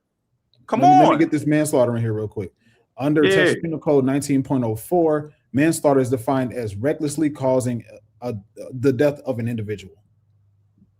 So I think, as it pertains to the case, it became murder when he said, "Touch me again and see what happens." Thank you. That make it premeditated now, because you could have just left. I heard this thing, right? We're gonna go by that, right? And then some dudes say, so if, and it made a great point to me. He said, if I got a sign outside my door and it says, "Come over here, beware of dog," or something, you'll get bit. Is that the same thing as what just happened just there? If you're telling somebody, "Touch me and see what happens," and the same thing as you got a sign up saying, "Come over here and you'll get shot or you'll get bit by my dog," is that the same? Is that kind of the same thing? I would say so, yeah, because if I have a sign that says "Beware of dog," and then you jump my gate and get bit by my dog, is that am I following this right? Yeah. No, I'm just saying. I disagree. I say no because, like you said, it says beware of dog, you're gonna get bit by my dog. It's telling you what happened. If I tell you touch me again and see what happened, that's ambiguous. That's all over the place. If I'm at a high school track meet and you say that, oh, all right, I'm gonna push you. I'm expecting I'm expecting a push or a punt or a swing back. I'm not expecting no knife. You're not even supposed to have a knife here. That's just like if you get into it with a guy say you get into it with somebody at a club with security. You're not expecting him to pull out a gun on you because there's security here. You're not supposed to have a gun here. But he pull out a gun and shoot. You're gonna be like, oh shit, what the heck? Like, you know what I'm saying? You're not gonna be expecting that because it was you in a private property with security at the front door, but you don't know, unbeknownst to you, he knows security and he gave him an extra 20 to slide his gun in. You know what I'm saying? So the beware of dog is two different things. You bring up a good point. So about security. So can we now look at this happened at a school, right? Yeah. Yes. Yeah. Right. So he's not expecting a knife. That's my point. Okay. So can we now say, okay, school is responsible for security? I mean, there's no guys security at track meets though. Yes, it is. Yes, it is. No, I went to a real. Not over here. I ain't never seen no security at no track meets. Yeah. Well, security? They check. I mean, they're gonna. Yeah, they're gonna check bags. Yeah, it does vary. But what I'm saying is, well, now I think they probably have security now going forward. What you think? Right, yeah. You shouldn't though. Like, you're not supposed to have no weapon on school grounds, but I mean, I guess they can't. I mean, of course you're not supposed to, right? Like, yeah, it's kind of everywhere. Like, I mean, but I'm just saying, like, do you think they're going to change the security policy in regards to that? Man. Or they should. Bro, then what? Jay, and what pissed me off about Jay and Maud, what pissed me off and Spaces, this kid, we talked about this last week, Spaces, this kid wasn't a gangster. You're not from the hood. You're not, no ops is after you, no nothing. You just there with a weapon acting tough. And according to the witness statements, they said they was there just chilling and he started talking trash and he was the aggressor. So why? You're not even that. How is he acting tough, sitting down, chilling, and they came over to him? No, they said they was talking. I don't know. One of the witnesses said they was talking in the tent or whatever. He was sitting there. The dude who he claimed he was there for got on the stand and said he didn't know. He didn't invite him over there. But we don't know if he's lying. But they got right. Pictures. That's what I'm saying. So we don't. Right. You're right, Maul. But they said apparently it's pictures with him and his family or something. But he said he didn't invite them, and apparently Carmelo coach told him to leave. Like his team was supposed to leave. He wasn't supposed to be over there. But that's that. And this is the whole thing about what I'm talking about. How you getting stories, I'm getting stories. They saying it wasn't this. They saying it wasn't that. You going by what you heard. I'm going by what I heard. Right. It's just to me, like I keep constantly saying, to have this conversation, you got to teach all parties. I don't think like Carmelo is wrong because he's in jail. He's sitting in jail. We don't know how the appeal gonna go and all that. We can agree to that. But we also can say at the same time, kids, when you at school, if you tell somebody this, you're not the person of authority, go get somebody with authority. Don't try to take stuff into your own hands, putting your hands on each other. And we learned this at an early age. Keep your hands to yourself. So why we can't say that too? Why two things can't be true? It's still I think the overreaction is if he punched him in the face, I'm all for him. You pushed me, I punched you in the face. A knife is excessive, or like you can't get me on board with that. I grew up where I grew up. I know to keep my hands to myself unless I want something really. I always think about this shit can get all the way worse of me losing my life. So guess what? Right. I'm not going to put my hands on people or nothing like that because you ain't touched me. I don't touch people. I don't put my hands on people. Point blank. Period. And that's why I said what I said when I said before when I had to go and I say this is me. Keep your hands to yourself. Yeah, that was my point with the car thing, Ma. Yeah, so like I said, we talking we talking. I think we're agreeing on something. Yeah, we agreeing, but disagreeing on certain details of our agreements. Because I'm the firm believer in reacting, overreacting. Because I'm gonna teach you not to never do this to nobody else. So I might overreact. Because I'm gonna teach you not to do this no more. Yeah. Sometimes you got to that's just like with your household. We was looking at my spaces. We was looking at this thing one day, right? Where a girl was out there and they taking pictures in somebody's neighborhood that they weren't supposed to be there. You remember that? And they got in the car and the man was going off on her, right? And some people say they think he went overboard on how he was talking to her. I say he didn't go overboard enough because you need to make it.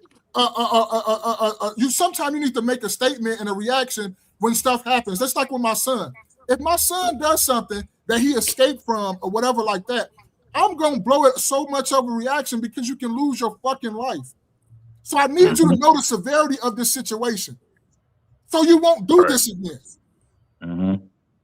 Now, and then, like I say, I keep saying, to me, it's all parties involved in this can learn a lot from this situation. Yeah. Point blank, period, about kids overreacting and people telling people trying to be an authority figure when you're not. This is not your house. So you could have just easily went and go told somebody, like, for real.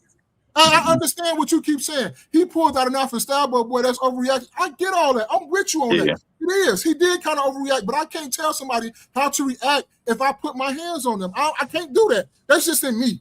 I'm not telling you how to overreact if I put my hands on you. I'm sorry. Right, but Ma, I'm saying there's laws though that tell you you're right, and he got to live with the consequences. That's what I'm gonna say, bro. We both teaching our kid the same thing. We both teaching our sons the same thing. Like you teaching them from one angle, like, yo, don't touch nobody because they can overreact. I'm just speaking from the aspect of I'm speaking of the aspect of the overreaction, the person that's getting the thing done to them. I'm saying, hey, don't overreact because you can get 35 years. Because the law can say you overreact. That's what I'm saying. It's like, and I agree with you. I agree. Right. With you that's why I said we just looking at it from two different angles. You know what this reminds me of as I'm driving? This reminds me of going through, like, you know how a car, your light's finna turn, right? And there's a car, and you know the light's about to turn, and there's a car in the turning lane that's about to make a left turn. Okay. And you're driving or whatever, and you're kind of speeding, and you're gonna make this, you're gonna maybe run this light, and a car decides to turn in front, of you, right? To make the point. And if you hit him, it's he shouldn't have made that turn in front of you. You know what I mean? Yes. And I think what I'm saying is, it becomes too late. Like, there's laws to say, well, you shouldn't do that. Right? There's laws that say you shouldn't overreact. But what I'm saying is, so we don't even get to that point. We ain't even got to get to the laws, and you overreacting. Don't, everybody just be mindful of who you know what I'm saying? Who you get. Just be mindful of who you get into it with. And it's just like the car turning. You don't have to turn. You don't have to turn just because he running the light. Just sometimes just wait. Metcalf, you'd still be here. And I'm not. If he's the victim in the situation, it is what it is. But Metcalf, you would still be here if y'all told Carmelo 15 times to go. You know what I mean? To go leave. Then to me, 15 times is enough time to go get anybody. You know what I mean? That's the time to go get anybody. Don't lose your life foolishness or bravado, Hey or Ben, you know what what up? I'm saying, for ego. Because that's what a lot Yeah, of time that's all all this this shit is is ego. really That's ego great from point, Jay. It's both ego on both sides. parts. Right, both sides. It's just ego. On both parts. You're right, Ma. Yeah, I'm just saying, but all I'm saying is just law. Like we got to know the laws, bro. It's like we talked Yeah, about. Remember Spaces? We talked about this last week. They got something in case law called reasonable response, and they got legal force versus non-legal force. I gave Spaces the example the other day. I can't step on your foot and then you pull out a gun. Like you can't step on my foot and I can't pull out a gun and shoot you. right. Be like, oh, you can't control how I respond to them stepping on my Air Force Ones. No, you can't. That's not a reasonable response. I'm going to jail. You get what I'm saying? That's all I'm saying. We got to teach our boys that. That's all. Mm-hmm. Yeah, and that's emotions too. You Yeah, know what I it's mean?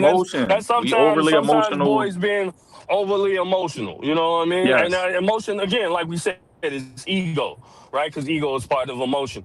And once you learn how to control all that, and because I think our community or boys in general, plus they're at that age where your emotions kind of running wild anyway. Yeah. So like you say, and like it's I say, unfortunate all the way around.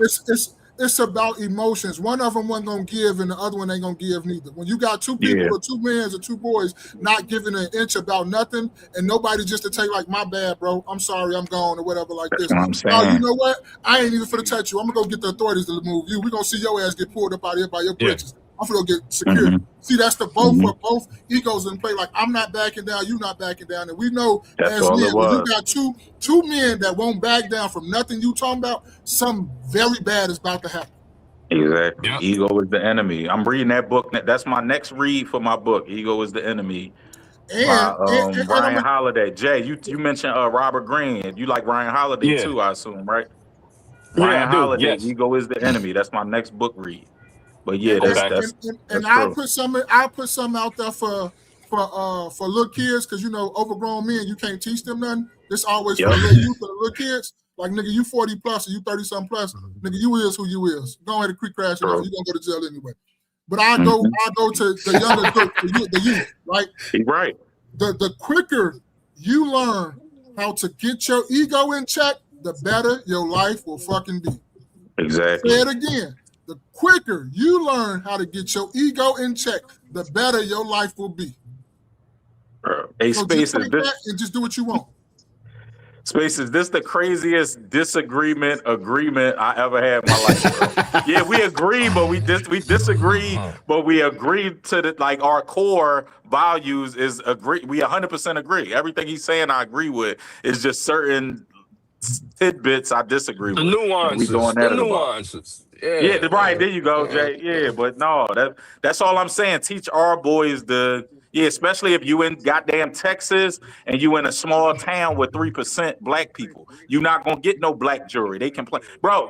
And who was that? Jay, you said something about the appeal. He cooked on the appeal because the appeal when I just watched the interview with the parents, they appealing under the grounds that they didn't have a black jury. You're not owed a black jury. A jury of your peers just mean a jury of your community in that town. Yeah, if you in a town with 3% black, you might not get no black people. You can't argue that. That's not grounds for appeal. He cooked in the appeal. Yeah, he might be. I think the only issue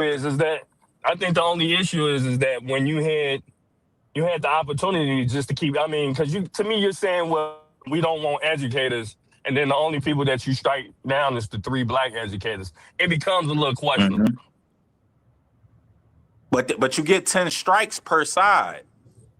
You get what I'm saying? So if that was part of their 3 strikes, you could strike them for whatever reason. Yeah, you know what I mean? And if it was they said it was a pool of 500. I don't know how many. So say 20 were black out of the 500. You might get away with no black people, bro. Yeah, that's a small number of black people. It's only 3% in the damn town completely. So out of the 500 jurors, I don't even know how many of the total 500 was black, but they could strike down the black just for being black. They can't say that, but they could strike them down just for that. Like my brother was on trial. I was there when he was picking the trial. My brother was on trial for robbery, and it was a black lady in the jury selection. Her son was in jail for robbery. The prosecution struck her because her son is in jail for robbery. So you're gonna be able to have sympathy for my brother who's on jail for robbery. You get what I'm saying? But each side get 10 strikes. So if it was only 3, I don't know that it was only 3, but if it was only 3, they was cooked from the jump. Yeah, you can strike down 10 for whatever reason. I just ultimately think he had a bad defense attorney. Right. Agreed. I agree with you there. Right. So we can agree there. That was terrible counsel, right? That he didn't take stand. That I'm not sure if the his lawyer told him to take stand. Also, to me, you shouldn't have had a lawyer from the area. Why the fuck would you do, like, you know what I mean? And I can't say because he's a 17, 18, 19-year-old man That's at on the this parent. point. Right, that's on the parent, and even then, it's like, okay, you should have gotten maybe a little bit more high profile lawyer. All of that GoFundMe bread that y'all got, you know what I mean? And I've heard that they spent it on a house. I tried to look that up, because that's not apparently really... they didn't get it. I saw that too, but apparently I'm gonna just go with they didn't get it. They were saying they didn't. It was froze and they didn't get none of that money yet. But even then, I just feel like you should have had a better lawyer. You should have been like, you know what, man, because he used to be a defense attorney, public defender. That to me is like already a conflict of interest. You know what I mean? Public defenders are known to cut deals with the DA and the judge. They're all in cahoots with each other. So I mean, in general, you know what I mean? It was fucked up. He was fucked from the gate, to be honest. He was cooked, bro. Yeah. 100%.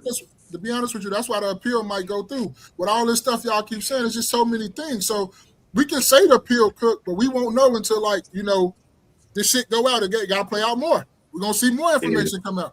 And another thing, too, where is this video that everybody say it is this? Does it a video exist for real, or is it not? Yeah, because they would have showed the video. See, that's what see, this is the point I'm saying. See, I didn't got it from, like, news sources that say, oh, it's a video that does. Then I got it from people on another news source saying it's not. So it's like, what the fuck do we believe? It's a grain. I heard it's a grainy video, but it showed it was a one-on-one. They was talking about a video with what track got video? Yeah, I ain't been to no track with no video. But you know, we're in a day and age where everything is being recorded, bro. Right. So they can have video that we don't even know exists or whatever like that. You know, school always got video around all the corners of the school and all the corners of the track. That's just far away cameras that's in corners and stuff like that. Right. So that's what I saw. But they said the video, because the defense team would have showed the video if it would have helped. Like, when would you show it? Yeah, you wouldn't show. Yeah, like the trial over. Yeah, if it was a video that helped Carmelo, they would have showed it. They not going to not show it. Apparently, if it's either no video or the video show that Carmelo was wrong. That's why the defense didn't show it. We'll see. Only time will tell. We'll see. I'm bull cooked, but yeah, he needed some jail time. I don't know how people argue that he should have got. No, I ain't gonna say. I am not gonna say he didn't. I just think he was overcharged. Now that's one of the things I do say, because either he should have been found like not. Either was gonna be like not guilty. Well, I was thinking that it was going to get like 10 to 15 years. 35, I'm thinking that's overcharged. I knew he was going to get all that. I knew he was going to get found guilty. It's Texas too, bro. You got. It ain't no liberal state. Yeah, liberal state, he would have got a slap on the wrist, 10, 15, or 5, something like that. But yeah, Texas, hell no. Shit, it depends on what liberal state and what county, though, because you can talk about liberal all you want to, but in some counties, like you come out here where I'm at in DuPage, they gonna put your ass underneath the jail. They don't play that shit out here. Hey, DuPage got a 99% conviction rate. You heard him. Say it again, every day. Say it again. 99% conviction rate. Bring your ass out here playing if you want to. Your ass going to jail, boy. Right. Talk about Chicago and Cook County. Shit, you go a county over. Yeah. Well, I stay at. Yeah. Okay. Yeah. So that's my point. Yeah. But that everybody know Texas don't play since the beginning of time. Yeah. Texas don't play. So to close this out, I think my thoughts are overall it's just an unfortunate situation. I think Austin, I'm sorry, Carmelo didn't take the stand, which is very telling, and it can be said as very telling. But they also didn't show evidence that they say that they have to the public, at least for now, and which can also be very telling. You know, it's unfortunately, you know, I don't know. why we may never know at this point why Carmelo felt that he had to have the knife in the first place. I think it is unfortunate that he had it to the point where they could, according to the definition, say that it was murder because he said, "Touch me again and see what happened." Hey, I question: think, did he have a public defender or he had a a regular lawyer? He had a private lawyer, but dude used to be a public defender. That's the disconnect. Yeah, because people saying, "Oh, he had a public defender," but some people saying he had a private attorney. It's half true. Yeah, he's a private attorney now, but he was used the to be a public public defender. Yeah, he was a public defender. That's how he worked his way up the ranks. Yeah, doesn't he also have a like a criminal record? That's what people say. I don't know. Who, Carmelo? No, he didn't. Carmelo? Okay. No, the attorney. No, you talking about the goddamn the spokesman dude, the black dude that's been speaking for the family. He got a criminal record. Yeah, I don't that's know what I'm talking about. I don't know what the hell they was messing with. I don't know why they messed with dude, but no, he made matters worse, not help. I mean, I watched a video where there was a white guy that was trying to go around and interview people, and it was a bunch of black people that were obviously in favor of Carmelo Anthony. He tried to ask them some questions, and they said, "Get away from here." And it got to the point where they even threw something at this cameraman and it hit him. And I was, it's like, here we have a tent situation where they said, "Get away from here, get away from us. We don't want nothing to do with you." And he left. But we have this conversation where we can't, where a lot of people are saying, well, who are you to tell me where I can't be? You know, so it was for thee, but not for me. That's what I'm saying. Think, man, it's like when it comes down to it, man, it's like, bro, unfortunately, you know, so many people are talking about, Austin Metcalf can't say anything because he's dead. Well, there's another black man that's going to jail until further notice. It could go up to 35 years. It could be as minimal as 17 years. So my issue is overall is there is a life lost to actual death and a life lost to the prison system. Yeah. And then another thing I want to say too, Space, is what I always say, boy, this internet fuck people up, bro. Just with the content, everybody trying to get content, everybody trying to, be popular. Everybody don't have nothing going on. So you come here because your family, you ain't fucking with your family. So you need other people to vent to. You just coming out here trying to click and rage bait and all that other stuff. Bro, this shit really is fucking us up as a society. And you can say we were more divided before. No, we are more divided now that everybody is on this internet. Not that everybody get an opinion. No, sometimes you don't need an opinion. Everything don't need your opinion on it, bro. Yeah. Let me catch up. And it's really going crazy right now, man. Yeah. I'm gonna catch up on these comments and we'll call it. So Cultivate said, God rest the baby's soul, but I guarantee you he's seen his father mind a black person business. Okay. One J Ben. What's up, J Ben? You said what's up in a couple chats from now. Jerry. Those twins only have positive words backing them from their parents. Melo got new clips of his good deeds. J Ben also said, we said bring bullying back. Now that a bully got sent back to the gulag. Damn. Gulag, my fault. Gulag. We victimizing the bully. J Ben, what's up, bro? If you intentionally step on my Jones, you're gonna end up like brisket. For real, J Ben? I don't believe Jake Wildin'. They ain't doing it. Jake Kevin. They ain't doing it. You say Jones, man, he from Philly? He messing with me. They messing with me because they trolling. You know, Philly get busy. Yeah, I ain't doing that, man. Because that's it. Like you said, like Maul said, you don't know the people response. So I'm not. Yeah, so I ain't getting out my car. I'm not barking at you. That's just one of my things I tell people all the time. Man, leave people alone, bro. Let them do what they do. If you got a situation or something and they not on your property or anything like that, call the authorities. Don't care what nobody say. Get their ass from around here. Call the proper authority. Let the police deal with that. Unless they on your property. But to me, I leave people alone unless I think that you need my help. If I need to step in or something like that. Like I'm not saying leave people alone and mind your business, and then you see a kid in need or you see an old lady in need and something like that. No, you got to have discernment. And as you get older, you know the discernment that you need to have. It all comes with like life lessons, life, experience around you now to navigate this world. Yeah. The Cultivate said, if it were reversed, would they want an all-black jury? We'd be having a completely different conversation. Exactly. That's my point. If it was reversed. Cultivate. Yeah. But Spaces, I know. Yeah, we me and Maul got sidetracked. I never even answered your question for real. But yeah, with the dad, I just think that's frustration built up. I wish he didn't go watermelon felt like because I think he was 100% in the right. Because I honestly think people could disagree, but I think when he went to the press conference and all that, he was really trying to just find closure and peace. I think he wanted to meet. I think he probably wanted to like make peace with the family and be like, it's an unfortunate situation for everybody. Like, I don't think he went there by himself. He didn't go with like an army of bikers or nothing. Like, he wasn't there trying to start no shit. But he went there trying to make a peace treaty, and y'all kick him out. That was a bad move, by the way. No, but you gotta let that settle down, though. It's still fresh. Bro, come on, man. You gotta let that settle down on both parts. I understand you want to, people want to go with this forgiveness as soon as something happened. No, that shit ain't real. You ain't forgiving. Your son ain't even in the grave yet. You talking about you forgive. Bro, that's cap. Come on now. Let's be honest. They didn't even give him a chance to show it was cap. Like, you know what I mean? Bro, that's cap.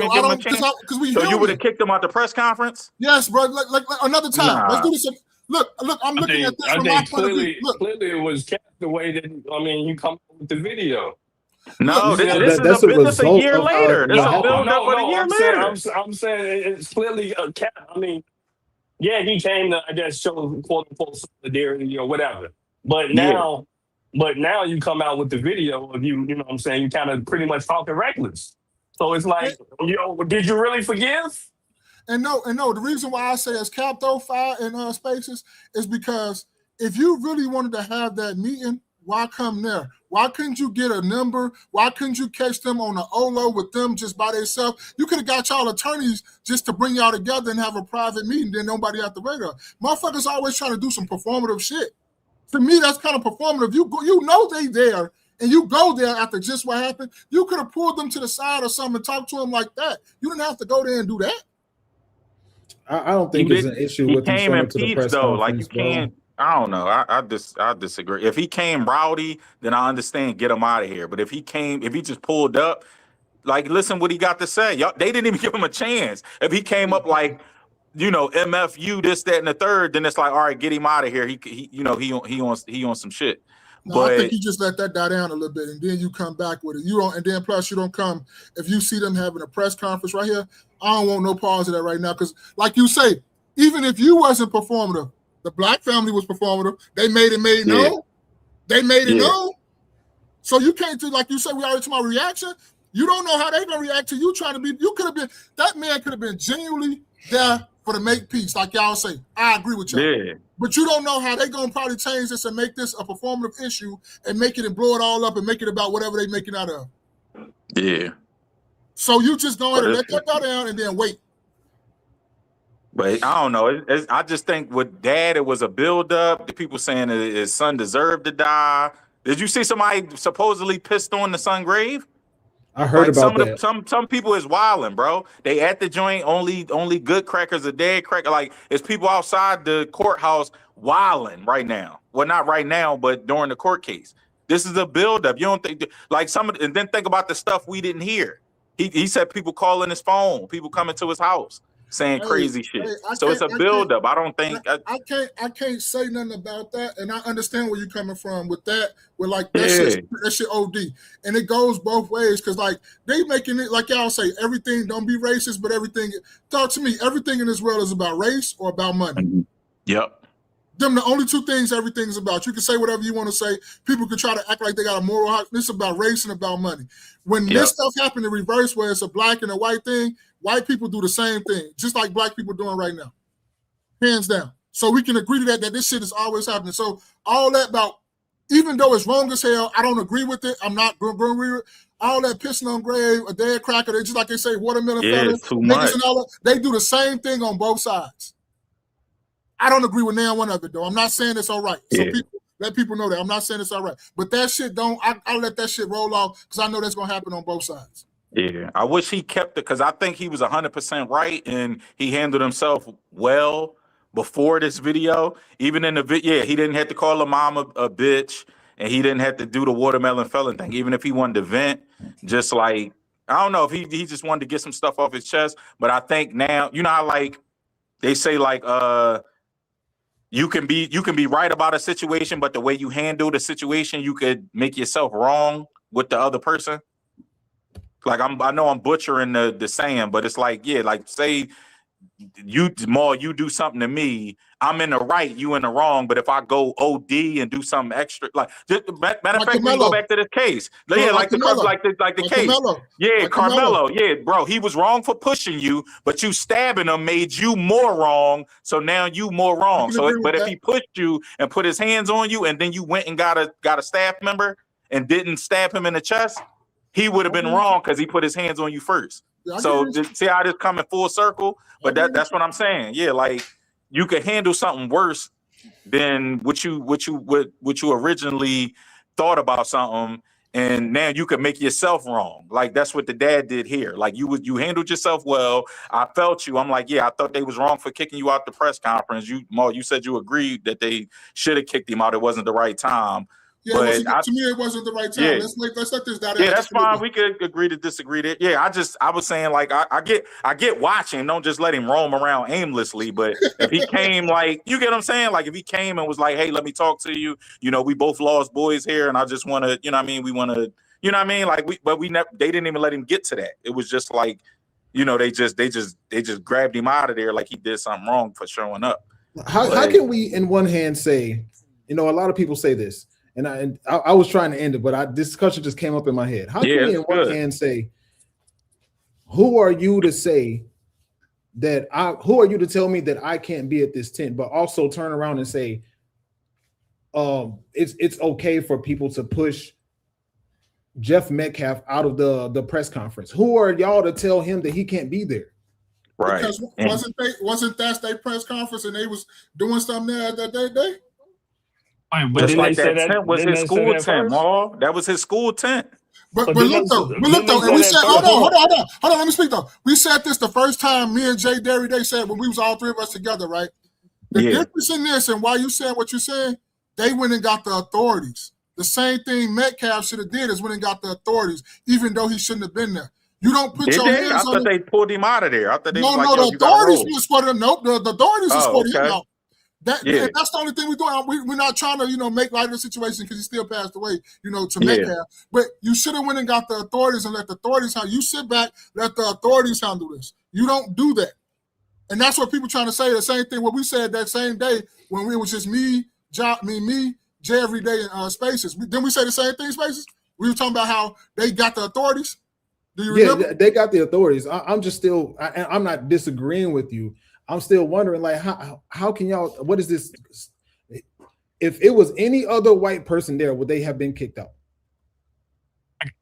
My question is, so Jeff, his name's Jeff, right? So Jeff Metcalf, so we're saying that he should have stayed. He should have been able to stay, right? Yeah. Right. So in reverse, then we're also saying that Carmelo should have been able to stay, right? No. Why not? Bro, what's in it, bro? Why not? If Jeff came and ain't say nothing, I don't know. I'm going off the testimony. They said, what's the name? They said Carmelo was over there causing a disturbance and talking shit to the players or whatever. That's why they wanted him to leave. No, see what I heard. Jeff just walked up like, "Hey, this is a different circumstance." No, and then this is what I heard, Fi. What I heard is they were over there talking about football, going back and forth, right? And when Carmelo told him that y'all team is trash, that's when they got mad. So he was welcome. Right. So he was welcome over there. If we're talking football, he was welcome over there. Right, so the trespassing thing or whatever they're trying to say is already out the window. Somebody invited him over there. If we're talking football, now the dude testified. The dude that apparently invited him over there said that he didn't invite him over there. Right, So I but don't. That's what I I'm saying. It understand depends that on what because you. he Yeah. lives there, right? He's the dude that's testifying. He lives in the neighborhood. I'm pretty sure Okay. he don't want to be called like some nigga lover, right? I get it. Yeah. You know what I mean? You know what I'm saying? So it's like, dude, he does live in. But why would Carmelo just okay, if he doesn't know anybody over there, why would he just randomly go over there? Yeah. I mean, and that's kind of what I'm talking. Why would he just randomly go over there? But in regards to Jeff Metcalf, I also like to say is that maybe them not keeping him around or making him leave probably saved his life in that situation. Yeah. Tensions was already high. Hey man, you know Yeah. what? Why don't you go ahead on before you I ain't trying to say it, but before you end up like your son. And Yeah. that's what the police said to Jeff. It's like what Maul's saying. Like now is not the time. Yeah, it's not Right. the time. The shit still too high right now. And that's my whole thing. It's like it's just too high. I understand y'all trying to get a benefit of the doubt, which I'm not saying he didn't go there for peace or nothing like that. I'm not saying that. Yeah. I'm just saying right now is not the time. And then on top of that, you came when cameras and stuff were so cameras can see you. Why we couldn't just have a private meeting where nobody know we met? I mean, this whole situation is a public situation. I don't see what would be wrong with having he went there with nobody. He went there by himself, with his arm in a cast, no less, or a sling. Yeah, it's understandable, man. But I'm just saying, sometimes, like we always say, just because you can, don't mean you should. Yeah.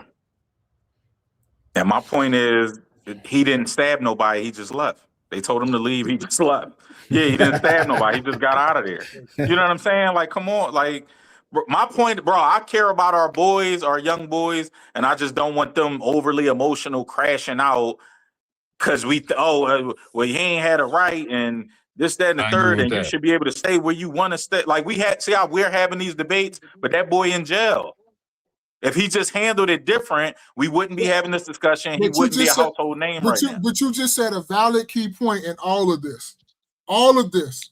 We are grown men on a panel having this. Even though me and you just went back and forth, we're not trying to stab each other. We're not trying to hurt. Them was young men, young boys that was there. And it should have been an adult there no matter what anyway, too, at the same time. I'm really pissed off at that because where was the coaches? Where was the adults in that situation where all that stuff was going on? Where were they at?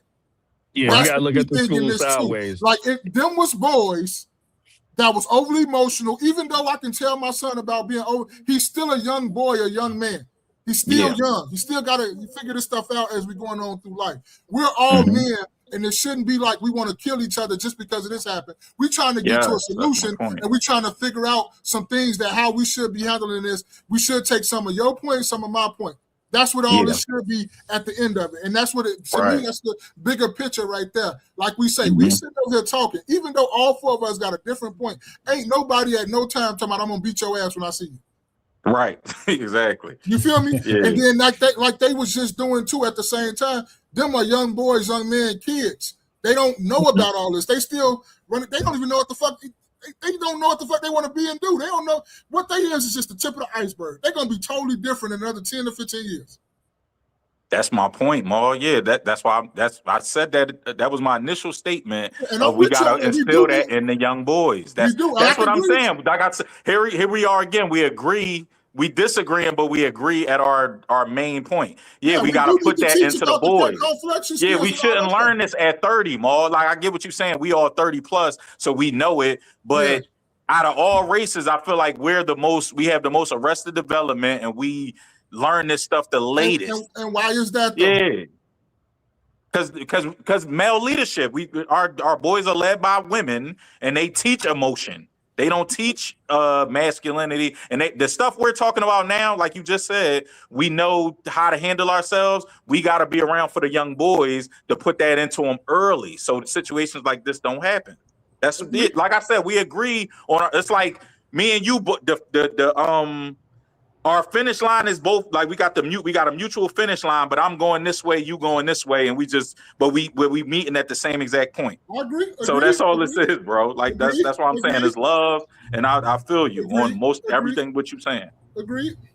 Yeah. But you're never gonna agree with somebody 100%. And if you agree, we just got different paths to the finish line. Be with them. You shouldn't be in that circle with them people. I don't care what you're saying. If every time y'all talk, y'all we can agree, but we're gonna have different ways of how we get to that agreement. Exactly. We got different. That's what I just said. We got different paths to the. We got the same finish line. We got ultimately the same goal, but we just got different paths there. We all do. So that's all this is. It's love.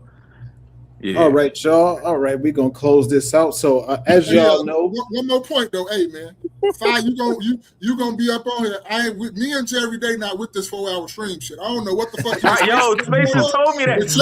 We did 5-hour Spaces. Bro, you come on here with this 5-hour shit. Yeah. Spaces is where he at because he ain't got shit else to do and he on work assignment. Nigga, I got a family I gotta get to. I'm not about this 3 hour and 15 minutes. No, I feel you. Spaces. What you say? Spaces. When we was texting, you was like, "Yo, the fellas do 1.5 hours, bro. We ain't doing no 5 hour again because we did 5 hours last week." Bro, yeah, I saw that shit. And then y'all turned around and did another 3. Yeah, we did another 3. It was breaking news on Tuesday. Yep. Yeah, y'all ass on this shit like this a motherfucking part-time job, boy. Yeah, nigga, I man. gotta get some sleep. I gotta drive a truck. No, I feel you. You drive a big rig or I got a 26. 18 wheelers. What? Okay, yeah, I got a 26. You in the big boy. But hey, well, I go get anything in the state of Illinois and I could drive it. That's what my license is. That's love. Yeah, I got a B. Yeah, I only could do the 26. Oh yeah, no, I drive big rigs. About 18. Okay, got you. all right. So as y'all know, constituents of the No Key Podcast, we end our show with the mesh, and Maul's gonna hit us with that today. Yeah, I want to go back to some things, man, about because we go by a lot of things about what people think about us and what all this is, and I want to refer back to a book. I think we read it, but The Subtle Art of Not Giving a Fuck. Right, and it's about it's a book about learning what to care. You can't care about everything. You care about everything, it'll drive you crazy. It'll drive you absolutely insane. So you need to find some core things that you care about and care about them to a certain extent. They know how I am. I don't give a fuck what nobody really said about me. And in my circle, I care to a certain extent, and I'm explaining to a certain extent. And then, nigga, I'm like this. Nigga, I love you, but fuck you too. Yeah. You feel me? At the same time, but we need to get back to the core of you finding out what you want to be, because at the end of the day, it don't matter who you with, mom, dad, wife, girlfriend, sons, whatever, ain't nobody gonna have you like you have you. So you need to have your back all the way. You need to have the practice the subtle art of not giving a fuck. That don't mean that you heartless and you spineless. No, it just means that I have so many fucks to give and I'm not giving one to that. You feel me? So that's just what I want to tell to the youth. And then another thing what I said, and it keep registered in my head, about that ego, man. The ego is the enemy, bro. When you finally learn how to portray, when you get to a certain extent of where you know how to master your ego, your life becomes so much better. So much better. Because you'll be like, I ain't arguing about that. I'm just going to walk away. I'm just going to leave. Or I'm just going to do this. I'm not going to sit up here and go back and forth with you. I'm going to just go. You feel me? But that's just what I got for the young youth, man. Master your ego and the subtle art of not giving a fuck. That's what I want to give to the youth today. This has been another rendition of your favorite after church podcast. Wear your crown, build your legacy, Kings. I have been your man, Spaces. Hey man, it's every day. I probably won't be here next week because it's Father's Day. You know what I mean? I'm gonna do stuff with the kids. You know what I mean? So that's what I'm gonna be doing. But y'all enjoy the week.